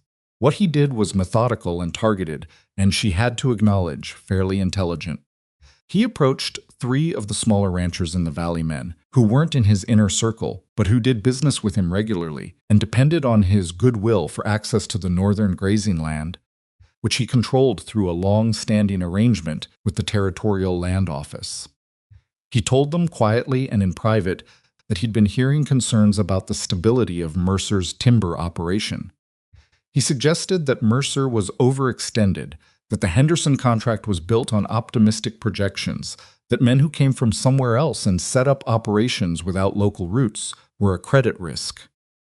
None of this was true. Silas was not overextended. The Henderson contract was solid. But Redwater Hollow's small ranchers operated on thin margins and couldn't afford to take chances on suppliers who might be unreliable, and a quiet word from Orson Pike about credit risk was enough to make cautious men cautious. Silas found out through one of those cautious men, a rancher named Bert Kimball, who had a reputation for being slow to commit but honest about his reasons, which put him ahead of most people in the valley in Lenora's estimation. Kimball came to the timber lot directly and told Silas what he'd heard and who he'd heard it from. Because he said he'd been in this valley for 20 years, and he knew the difference between a real concern and a campaign, and he wanted Silas to know what was being said. Silas came to Lenora's cabin that evening rather than Thursday. She knew something had happened when she heard Cutter on the road at an unusual hour and found him at her door before dark, which he'd never done. She let him in and put coffee on and waited. He told her about Pike's campaign. He told it flat and factual, the way he told difficult things, and she listened with the specific attention of someone who had expected something like this and needed to know the exact shape of it before deciding what to do. When he finished, she was quiet for a moment. Kimball told you himself, she said. He came to the lot. That means Pike miscalculated which men he could count on. Silas nodded. Kimball's not the only one, I don't think. But I don't know the others. I might, Lenora said. He looked at her. I've been in this valley 6 years, she said. I've been paying attention even when people thought I wasn't, because paying attention was the only information I had. She got up and looked out the window at the darkening South Road, thinking. The men Pike went to, were they at the supply meeting? Kimball was. He thinks the other two were as well. They heard what I said, Lenora said. And what you said. She turned back. Pike picked the wrong moment. He should have waited longer, let the meeting fade more before he started working those men again. He moved too soon. You think they'll hold? I think Kimball already held, she said.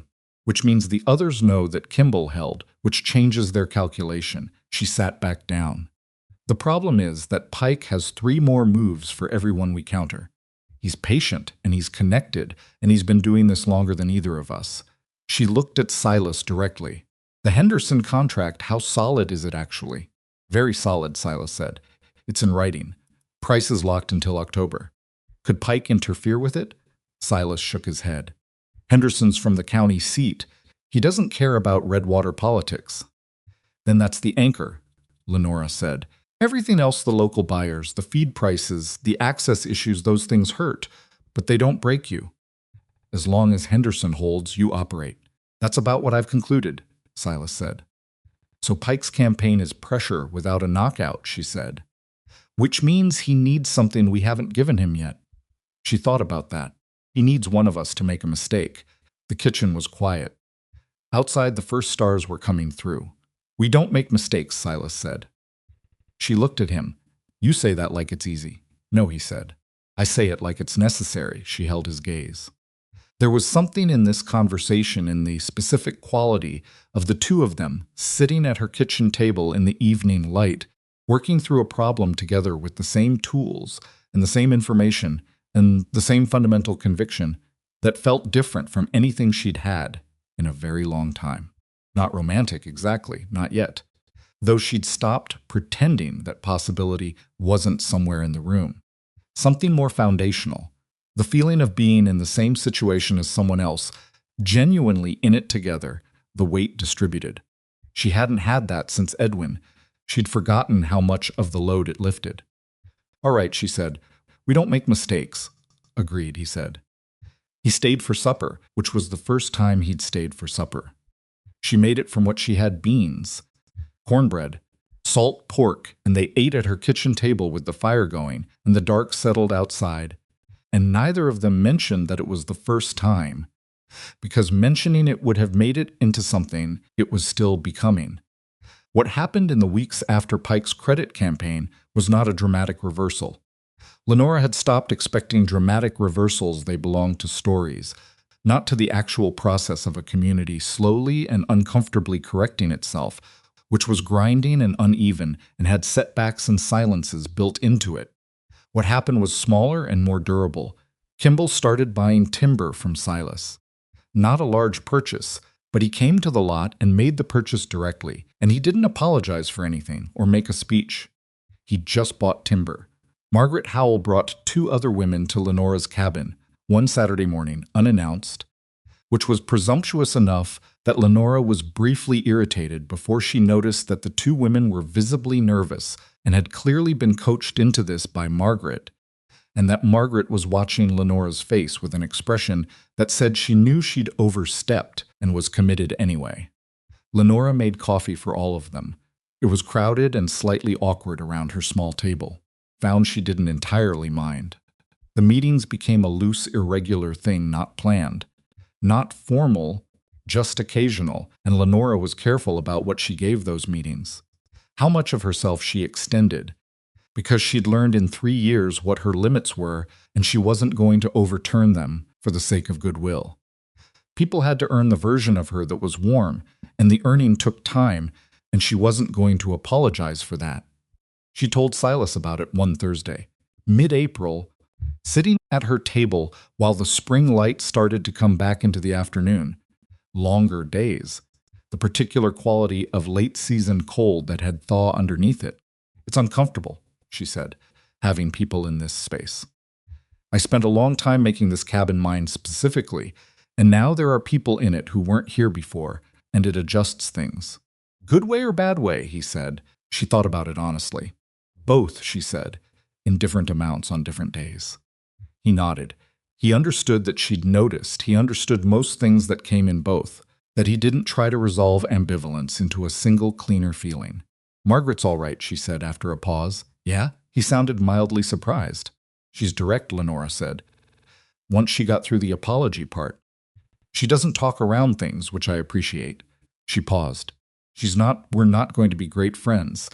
I'm not sure what we are. But she's all right. That's something, Silas said. It's a start, Lenora agreed. She looked at him across the table, at the late April light coming through the window behind him, and she thought about what Marin Schultz had said. That man who brings your wood showed up to the winter supper and sat next to you in front of everyone, and didn't look once like he thought he'd done something he needed to be ashamed of. She thought about the first morning she'd watched him pull his wagon toward her road, and all the mornings since, and the particular accumulation of them. Silas, she said. What would you have done, she said, if I'd told you to stop coming? That first week, when I told you the town was talking, if I'd actually told you to stop. He looked at her. He took the question seriously, which was his habit, with questions worth taking seriously. I would have stopped, he said. She waited. But I would have thought you were wrong, he said. And I would have told you so before I stopped. She looked at him. That's an honest answer. I try, he said. She turned her cup on the table. The afternoon light was doing something to the kitchen. She'd almost stopped noticing the way it came in at this angle in late April, different from winter, warmer in color. She'd sat in this kitchen through 4 different seasons of light, and mostly she'd sat in it alone. You said something at the timber lot, she said, months ago. When I walked out there, I said a few things, he said. You said the most interesting conversations you'd had all winter were at my kitchen table. He waited, watching her. Is that still true? She asked. He looked at her for a moment, the complete direct attention of it. It's more true now than it was then, he said. She held that. She made herself hold it fully and not deflect it, which was harder than it sounded, because she'd spent 3 years deflecting things as a matter of survival, and unlearning a survival habit was slow work. All right, she said.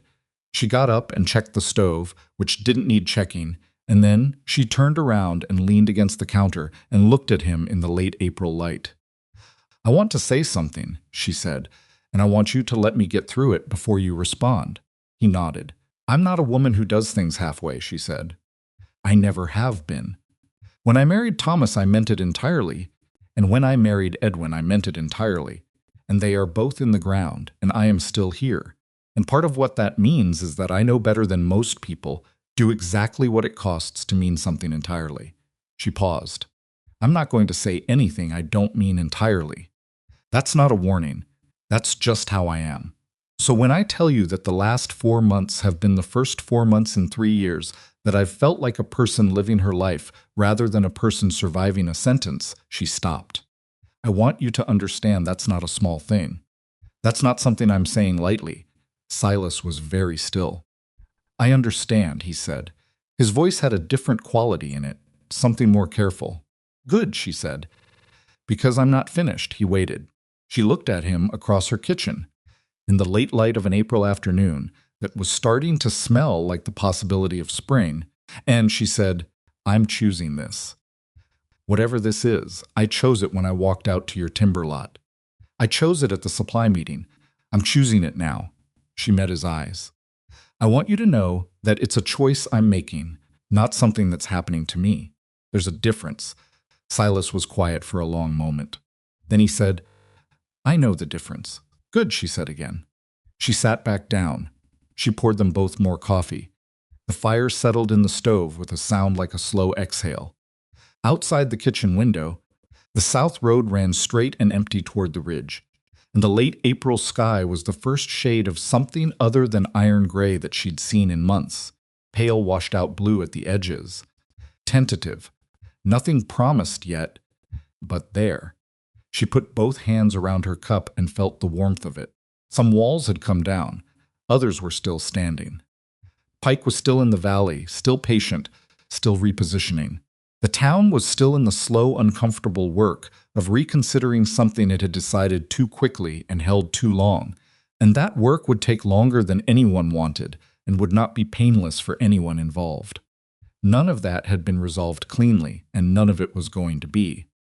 But Silas Mercer was sitting at her table in the late April light, drinking her coffee, and the woodbox was full of maple he'd cut to the right length, and Lenora Vance was choosing deliberately, with her eyes open and her history intact and her losses accounted for, to let that be what it was.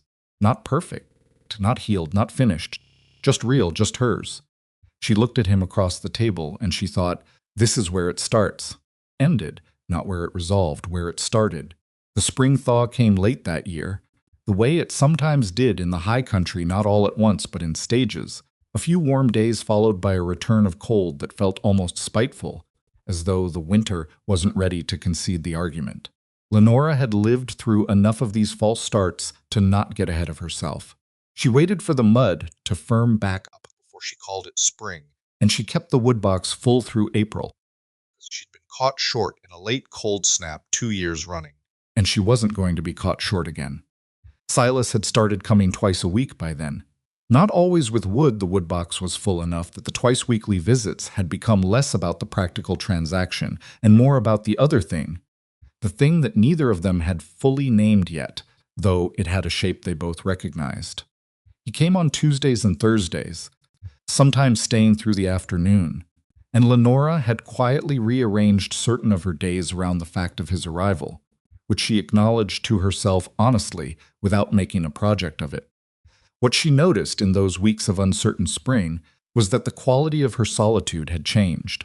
She was still alone in the cabin every night.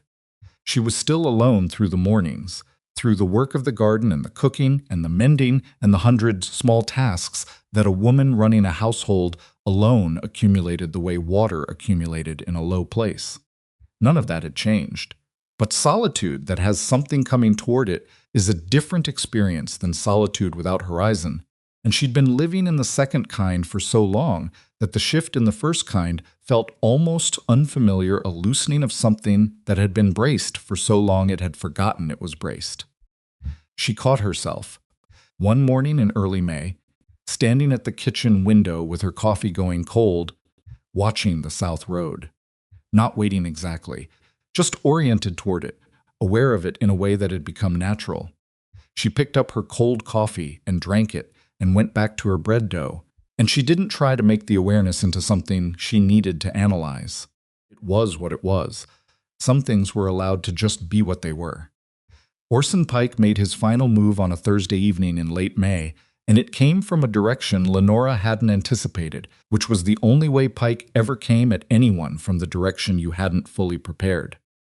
She heard about it from Silas, who arrived later than usual that Thursday, with a specific set to his jaw that she'd learned to read as something processed rather than something raw. He'd already worked through the worst of his reaction before he came to her door, which was his habit. He didn't bring her half-formed anger. He brought her the conclusions he'd arrived at after working through it. She put the coffee on and waited. Pike had filed a formal complaint with the Territorial Land Office. Not about Lenora, which surprised her, about Silas. Specifically about a boundary survey on the timber lot that Pike claimed had been filed incorrectly, placing 12 acres of what Pike alleged was contested grazing land inside Silas's registered timber claim. If the complaint held, it wouldn't invalidate the entire claim, but it would tie up the northeast section of the lot in a territorial dispute that could take 18 months to resolve and would make it difficult to harvest or sell timber from that section in the meantime. Lenora listened to all of it. Then she said, "Is the survey wrong?" "No," Silas said. "The survey is correct. I had it done by a registered county surveyor before I filed. The documentation is solid. Then Pike's complaint fails on its own." Eventually, Silas said, "Territorial disputes take time. And time for a man running a timber operation costs money," she said. Yes, she thought about this carefully. She thought about the specifics, the survey documentation, the Territorial Land Office process, the timeline. She thought about what Pike had calculated, which was that even a losing argument bought him time, and time was what he needed. Because time meant Silas's spring operation was disrupted, the Henderson contract came under strain, and local buyers who'd been cautiously warming to Silas had reason to hesitate again. She thought about Bert Kimball. "Kimball," she said. "He's been in this valley for 20 years. Does he have connections to the land office?" Silas looked at her. "I don't know. I think he might," Lenora said. "His father was one of the men who helped establish the original territorial survey boundaries when the valley was first settled. I remember Edwin mentioning it something about Kimball Sr. being part of the original commission." She turned her cup. "That kind of history tends to carry relationships." "You think Kimball could help navigate the land office process?" "I think Kimball buying timber from you last month, after Pike tried to run him off, means he's made a choice about which side of this thing he's on," Lenora said. "And I think a man who's made that choice might be willing to use whatever relationships he has." Silas was quiet for a moment. "That's a lot of inference from one timber purchase."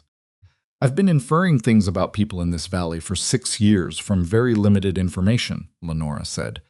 "I've gotten reasonably good at it." The corner of his mouth moved. "All right," he said. "I'll talk to Kimball. Tomorrow," she said. "Not next week. Tomorrow." "Tomorrow," he agreed. She looked at him across the table. "Pike is running out of moves," she said. "This is why he went to the land office. The committee meeting didn't work. The credit campaign didn't work. The mill exchange incident didn't work. Every time he applies pressure, something doesn't go the way he planned." She paused. "He's not used to that. It's making him reach further than he normally would, and reaching further than you normally would means making mistakes you normally wouldn't." "A man like Pike doesn't admit mistakes," Silas said. "No," Lenora said, "but other people notice them, and in a community this size that matters." She held his gaze. "He's losing ground whether he knows it or not." Kimball did have connections to the land office. More than connections, it turned out his father had been one of the founding commissioners. And Bert Kimball had maintained those relationships deliberately over the years, because a man who ran cattle in contested grazing territory understood that land office relationships were worth keeping. He agreed to help without Silas having to ask twice. It took 3 weeks and 2 letters from Kimball's own attorney, but the territorial complaint was reviewed and found without merit. The survey documentation Silas had filed was confirmed accurate. The 12 acres remained inside his timber claim, and the northeastern section of the lot was cleared for operation. Pike's complaint was formally dismissed on a Wednesday in early June, and by Thursday afternoon half of Redwater Hollow knew about it. Lenora heard it from Petra, who brought it the way she brought everything in careful notes. slightly breathless, clearly aware she was carrying something significant. Lenora read the note twice, standing at her kitchen counter, and then she set it down and stood very still for a moment. What she felt was not triumph. She'd been braced for triumph, had been prepared to be disappointed by it, but what actually arrived was something quieter. A settling, the specific sensation of a thing that has been held in tension for a long time finally releasing not explosively, just gradually, like a rope being slackened. She put the note in her kitchen drawer and went out to the garden and worked for an hour, pulling the first weeds of the season from the kitchen bed, and she let the quiet work do what quiet work did, which was give her space to absorb something without having to make it into a statement. Silas came on Thursday. He looked different than he usually did, or rather, he looked the same, and she recognized that the sameness was itself a kind of relief, that he was a man who went through victories and difficulties with approximately equal steadiness, which was either a virtue or a form of emotional guardedness, and she'd decided some time ago it was the former. He had the details of the dismissal confirmation. He laid them out factually, the way he always laid out information, and she listened without interrupting. When he finished, she said, "What about Pike?" "He's quiet," Silas said. "Same as after the supply meeting. He'll be quiet for a while," Lenora said. "He's not a man who moves when he's recalibrating." She paused. "But this is different from after the supply meeting. Then he was repositioning. Now he's," she thought about the right word, "diminished. He put a formal complaint in front of the Territorial Land Office, and it was dismissed in 3 weeks. That's not a setback. That's a loss with a paper trail." Silas was quiet, watching her. "He's not going to be done," she said. "Men like Pike are never completely done. But he's going to be significantly more careful about what he does next, because the next thing he does is going to be watched by a land office that's now got his name attached to a dismissed complaint, and by a community that's watched 3 of his campaigns fail." She met Silas's eyes. "We don't have to defeat him completely. We just have to make the cost of coming after us higher than he's willing to pay." Silas nodded slowly. "I think we've done that. I think we've made a start at it," she said. "There's a difference." He looked at her with that direct attention. "You're still braced," he said. She thought about denying it and decided not to. "Yes," she said. "I've been braced for 6 years. It doesn't turn off immediately." "No," he said. "I don't imagine it does." They sat with that honestly, which was how they sat with most things.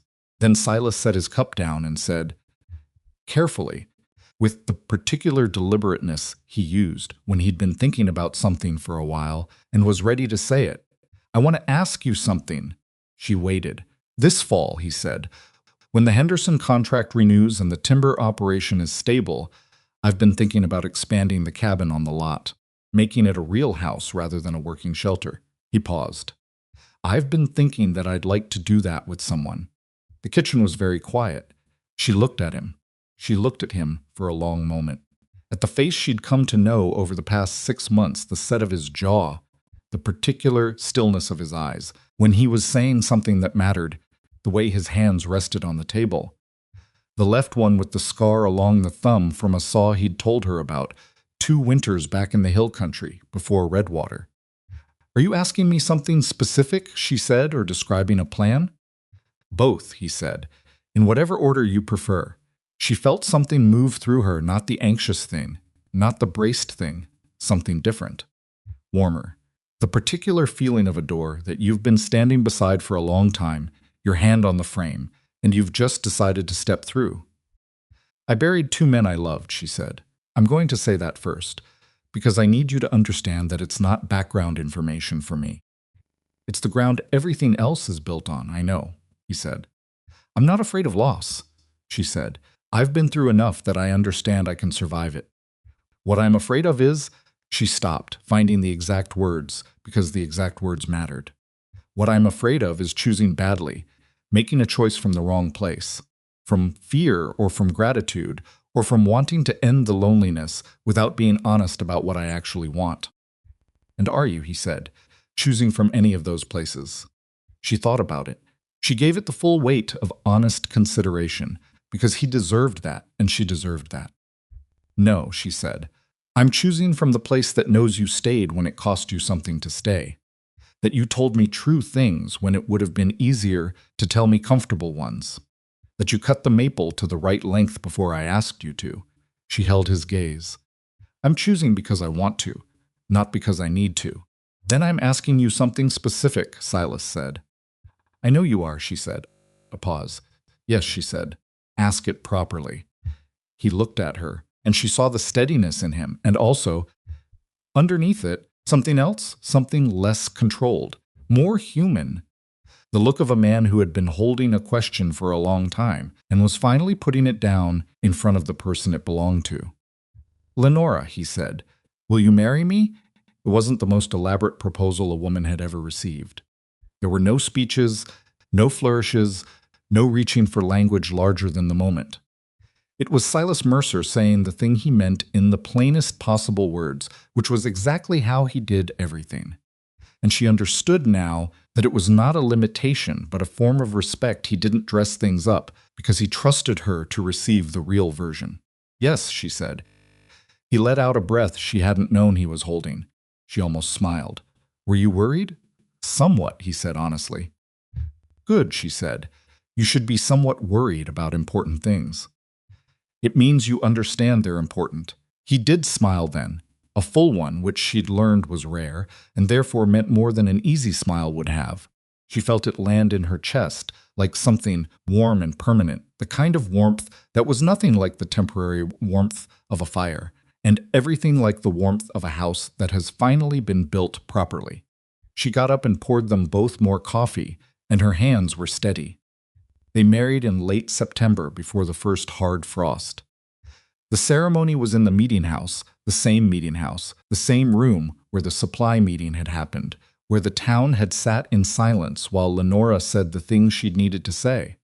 She had thought about asking for a different location, somewhere smaller and less loaded, but in the end she'd decided against it. The meeting house was the largest building in Redwater Hollow, and it was where community things happened, and she was part of this community, whether the community had wanted her to be or not, and she was done with the instinct to make herself smaller, to fit into spaces that had tried to exclude her. She wore the dark blue wool dress.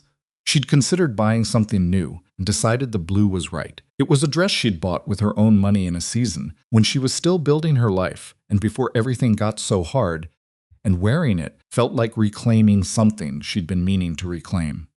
Maren Schultz came and sat in the second row and wept with the completely uninhibited quality of a woman in her 70s who has decided she's old enough to feel things visibly. Margaret Howell sat beside her. They'd reached. Over the summer, the kind of friendship that wasn't quite warmth yet but was honest and getting there, built on straight talk and occasional difficulty, and the understanding that some debts couldn't be repaid but could be worked toward. Bert Kimball came with his wife, who shook Lenora's hand afterward with the grip of a woman who worked hard and didn't apologize for it, which Lenora found immediately likable. Petra sat beside her grandmother and took careful mental notes, as she did with everything. About 2/3 of the town came. Not everyone. Lenora hadn't expected everyone. And if she was being honest, she wasn't sure she wanted everyone. Because everyone included people who would have come for the wrong reasons to see, to satisfy curiosity, position themselves in whatever social arrangement was emerging from the wreckage of what had been. The people who came because they wanted to be there were enough, were more than enough. Orson Pike did not come. She hadn't expected him to, and she didn't need him to. The ceremony itself was brief and plain. They'd asked an older man named Colton, who had some standing in the community as a justice, to perform the formalities, because Lenora had not wanted anything that required the particular vocabulary of institution she'd felt distant from, and because the formality wasn't the point. The words they said to each other in front of the people who had shown up were the point, and those words were also brief and plain. Silas promised to stay. That was the center of it. Not the elaborate architecture of what he promised to be or not to be, just I will stay. She understood what that meant. Coming from a man who had absorbed Pike's campaigns and Cade's confrontations, 2 timber buyers pulling back and feed prices going up, and not once looked at the cost of it and decided the cost was more than what he was staying for. She promised to let him. It was also brief, and it also plain, and it was the most honest thing she'd known how to offer, which was herself, not the version that had survived alone for 3 years, not the version the town had tried to make of her, not a performance of the woman she thought he needed, just herself, with her history and her losses and her stubborn particular ways. He looked at her when she said it like she was the only thing in the room, which for him she probably was. The first winter of their marriage was not easy. She'd known it wouldn't be. She'd told herself that clearly, going in, because she'd been through enough winters to understand that the character of a cold season was not determined by who you spent it with, but by the cold itself, which didn't care about anyone's recent happiness. The Henderson contract held, and that was the spine of things. Without it, the winter would have been much harder. With it, they got through the worst months on the right side of solvent, which in frontier terms meant they ate regularly and kept the stove fed and paid what needed paying. Not comfortable, not easy. The right side, they argued for the first time in November. She'd expected the first argument to be about something significant, about one of the decisions that had weight, about Pike or the land operation, or the community, or the shape of their future, and instead it was about the stove. Specifically, about how Silas banked the stove at night, which he did in a way that was different from her way, and that she was fairly certain was less efficient. And she told him so, and he told her, with the particular patience of a man who believes he is right and is choosing not to say so forcefully, that he'd been banking stoves since he was 12. That doesn't mean you're doing it correctly, she said. I've also never frozen to death, he said, which suggests it's at least adequate. Adequate is not, she started Lenora. He said her name in the particular way that meant he was choosing his words. We are arguing about a stove. She stopped. She thought about it. Yes, she said. We are. A pause. I'll try it your way tomorrow night, he said. If the fire burns better, I'll admit it. She tried his way the night after that, without announcing that's what she was doing, just to be fair. His way was actually marginally more efficient on the longer logs.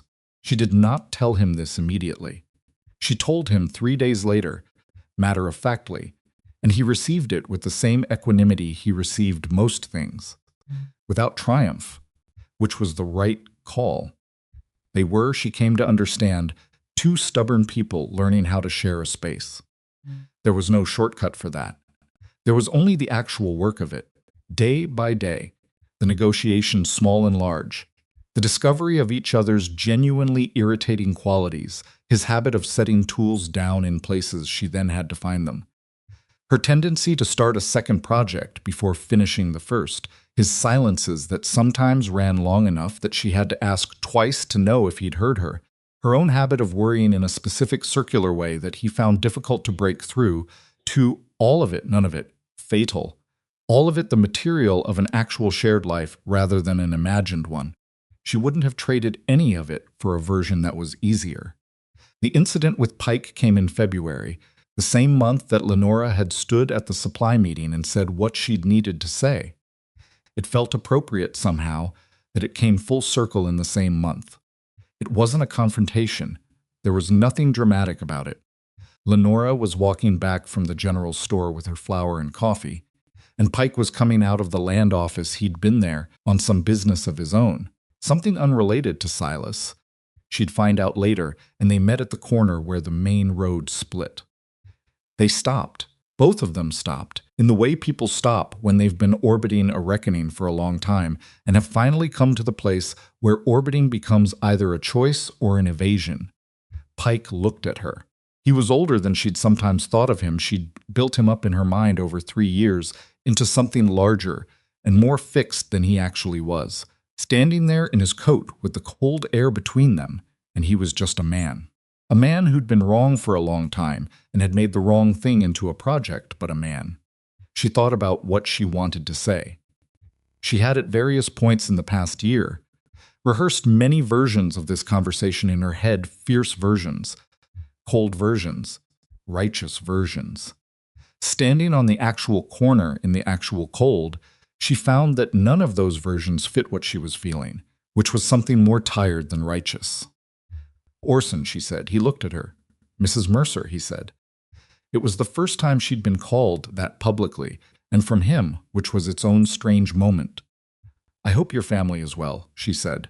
She meant it in the plain way, not pointedly whatever Pike had done. His family hadn't done it, and she wasn't going to extend the accounting that far. He looked at her for a moment. Something moved in his face, not softness, nothing as simple as that, but something more like the particular expression of a man who understands he's on the losing side of a historical argument and is still deciding what to do with that understanding. They are, he said. Thank you. He moved to go. Then he stopped. He was looking at something over her shoulder, and she turned to follow his gaze.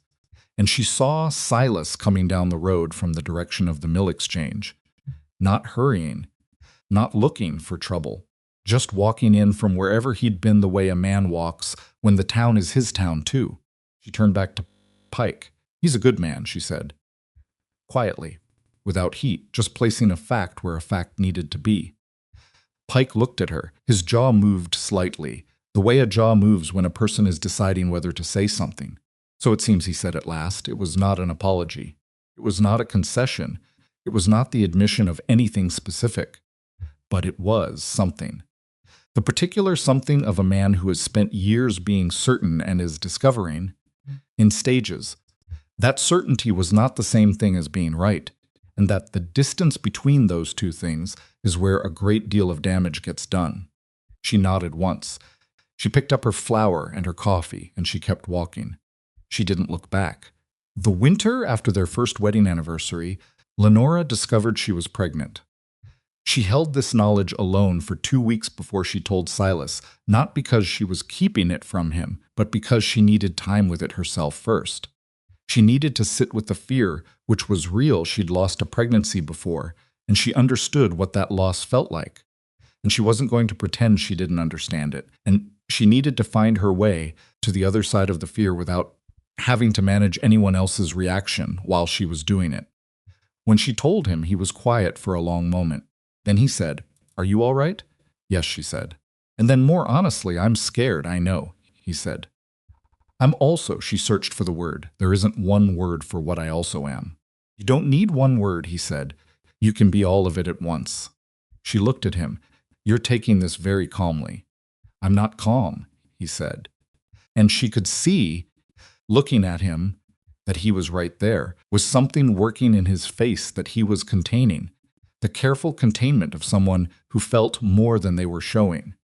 "I'm taking it one thing at a time because that's how I manage." "It doesn't mean I'm not," he paused. "I'm scared too. And I'm something without a word as well." She reached across the table and put her hand over his. He turned his hand over and held it. They sat like that for a long time, two scared, imperfect people holding on to each other in a kitchen where the fire was burning well and the woodbox was full, and outside the snow was falling steady on the south road. And neither of them tried to make it into something cleaner than it was. Clara came in late August, in the particular fierce heat of a high country summer. She was loud and stubborn from the first moment, which Lenora felt was entirely appropriate and potentially exhausting in the long run, and she was healthy. And she was real. And when Silas held her for the first time, he had an expression on his face that Lenora hadn't seen from him before, completely unguarded, completely present, all of the careful containment set down somewhere, and she thought, there it is. That's the thing underneath. She filed it away, with all the other things she'd learned about him, that she intended to keep. 2 years after Clara, Jonah arrived with considerably less drama and considerably more appetite, and the cabin that had once been a fortress of one became, gradually and noisily and imperfectly, a house. Silas expanded the northwest room to make space for the children. The roof got properly repaired in the second summer. Silas and Kimball, and 2 of Kimball's hired men, spent a long Saturday on it, while Margaret Howell and Lenora sat in the kitchen and pretended not to listen to the arguing about the best way to lay the shingles, which was genuine arguing and therefore somewhat entertaining. The woodbox grew large enough to hold a full season's worth, which had been Lenora's private goal since the first winter she'd spent managing it alone. More chairs appeared around the supper table. That was the thing she noticed most, over the years, the chairs. One at first, then two, then gradually a collection of different chairs that had come from different places and different moments. And when she looked at them, gathered around the table on a Sunday evening with Clara demanding a second helping, and Jonah doing something experimental with his cornbread, and Silas refilling water cups with the patient efficiency of a man who had made peace with the particular chaos of small children, she thought about the table she'd sat at alone for 3 years, and how the silence of it had felt like a weight. The noise was heavier than the silence, technically, but it carried entirely differently. The moment that stayed with her longest, the one she would return to, years afterward, when she tried to make sense of what the story of her life had been happened on a February evening when Clara was 4 and Jonah was 2, and a snowstorm had been building since mid-afternoon. Silas was out with the cattle, securing the herd before the worst of it hit, and Lenora was in the kitchen with both children when she heard a knock at the door. She opened it to find a woman she didn't know well. Her name was Ruth Daly. She'd come to the valley the previous summer with her husband, who was working the northern timber operations, standing on the porch with a little girl of about 6, both of them white with cold, their wagon having lost a wheel on the south road in the building storm. Ruth Daly looked at the door, and she looked at Lenora, and Lenora could see the calculation happening, the old calculation, the one that had once made people cross the road, and then she saw Ruth Daly set it aside, because it was cold and her daughter was shivering, and this was where the light was. "I'm so sorry to trouble you," Ruth said. "Come inside," Lenora said. She stepped back. She held the door open with both hands. They came in, and Clara appeared from the kitchen and stared at the other little girl with the frank assessment of a 4-year-old deciding whether someone was interesting, and then went to find a cup for hot water because she'd seen her mother do it enough times to understand that was what you did when cold people came inside. Lenora wrapped both of them in blankets and put water on and sent Clara for the extra blanket from the chest. And she did all of it with the automatic competence of someone who'd been managing alone for long enough that hosting was now second nature rather than performance. Ruth Daly looked around the kitchen at the chairs, at the woodbox, at the children, at the clean warmth of it, with an expression that Lenora recognized, because she'd felt it herself, the particular recognition of a place that was properly lived in. "I heard things," Ruth said after a while. She said it quietly, not meeting Lenora's eyes, "about this house. When we came to the valley, Lenora poured the hot water and didn't say anything. "I'm glad I knocked anyway," Ruth said. "So am I," Lenora said. She handed Ruth the cup, and Ruth wrapped both hands around it, and her daughter stopped shivering slowly, the way children stop shivering, in stages. Silas came in from the storm an hour later, cold and thorough and smelling of cattle and winter, and he found his kitchen full. And he didn't miss a beat. He pulled off his coat and hung it, and greeted Ruth Daly and her daughter, and asked about the wagon, and talked through with Lenora what they'd need to manage the night, because the storm had gotten bad enough that going back out wasn't sensible. They stayed the night, Ruth and her daughter. They made it work. Clara slept with Lenora and Silas, something she treated as a magnificent event, and the guests took the children's room. And in the morning, Silas went out to the wagon before first light and assessed the damage and came back and told them what needed to happen and made it happen by mid-morning with a spare wheel from the barn. When Ruth Daly left, she shook Lenora's hand and held it for an extra moment and didn't say anything, which was the right thing. Lenora didn't say anything either. Clara stood at the door and waved until the wagon was out of sight. Then she turned around and said, in the tone of someone delivering important information, "They should come back." "Maybe they will," Lenora said. "We have enough chairs," Clara said very seriously. Lenora looked at her daughter, 4 years old, stubborn, loud, with Silas's directness and her own particular way of getting to the center of a thing, and she thought, yes, we do. Years passed the way years do in the high country, not smoothly, not easily, with setbacks and cold seasons and money that was sometimes scarce and sometimes not, with animals lost and crops that failed in dry summers and winters that ran longer than anyone's patience. The ranch expanded in stages, slower than Silas had originally projected, and faster than anyone in Redwater Hollow who'd watched Pike's campaigns had expected. Orson Pike remained in the valley. He remained consequential, in the way men of his history and connections remained consequential whether they deserved to or not. But his particular project, the project of making Lenora Vance into a warning, and anyone who stood beside her into a cautionary tale, that project had run out of material. It had nothing to build on anymore. What it had been building toward had not materialized, and without the structure of fear underneath it, the story had simply stopped having enough weight to stay in the air. He never spoke to Lenora directly again after the corner, where she'd said he's a good man, and he'd said so, it seems. They were not reconciled.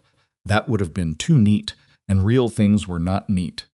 They were simply two people who occupied the same valley and had reached the end of their particular conflict, and the space between them was no longer charged, which was what passing through a thing sometimes looked like on the other side. Cade Pike, Orson's eldest, moved to another territory in the 3rd year after the supply meeting. The reasons were his own. He sent a letter to his father from there that apparently said nothing about Redwater Hollow and everything about the new country, which Lenora heard about from Margaret Howell, who heard it from someone who shouldn't have known about it in the way these things moved in small settlements.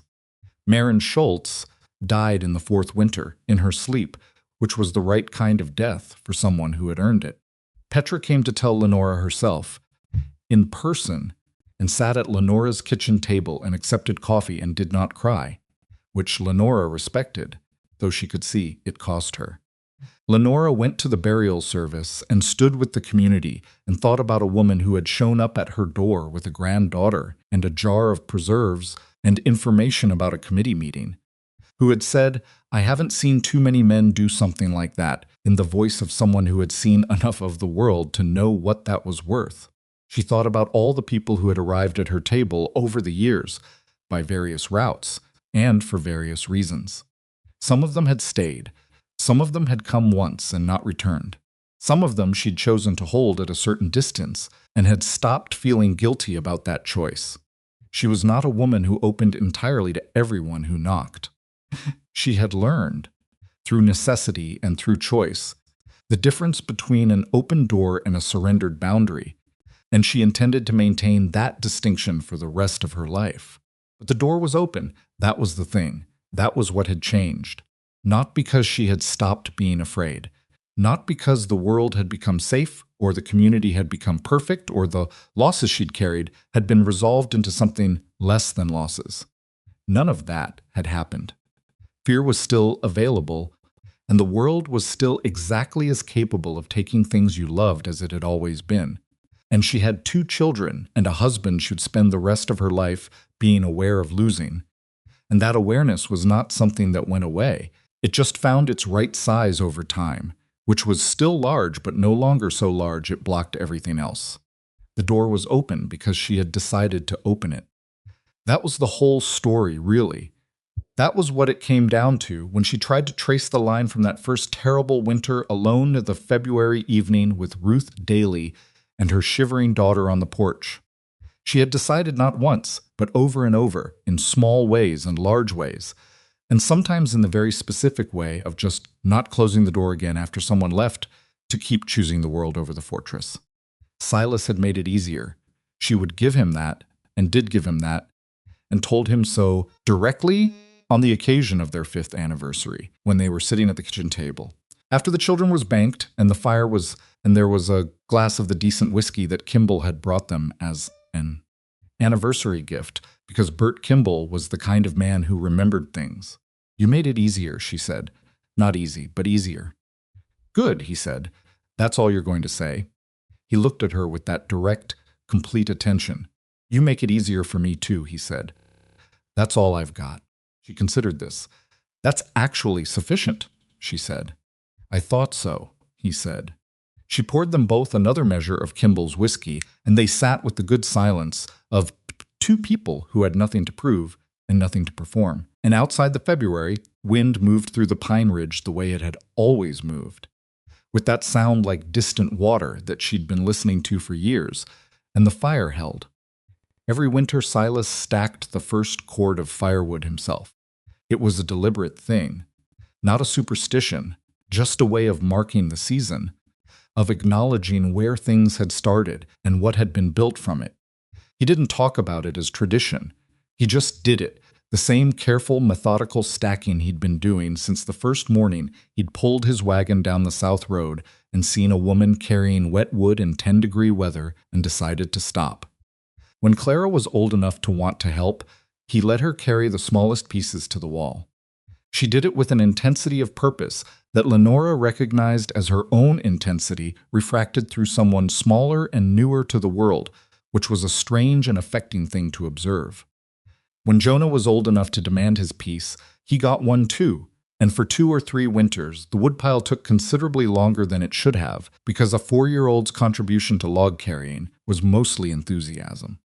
Lenora watched from the doorway.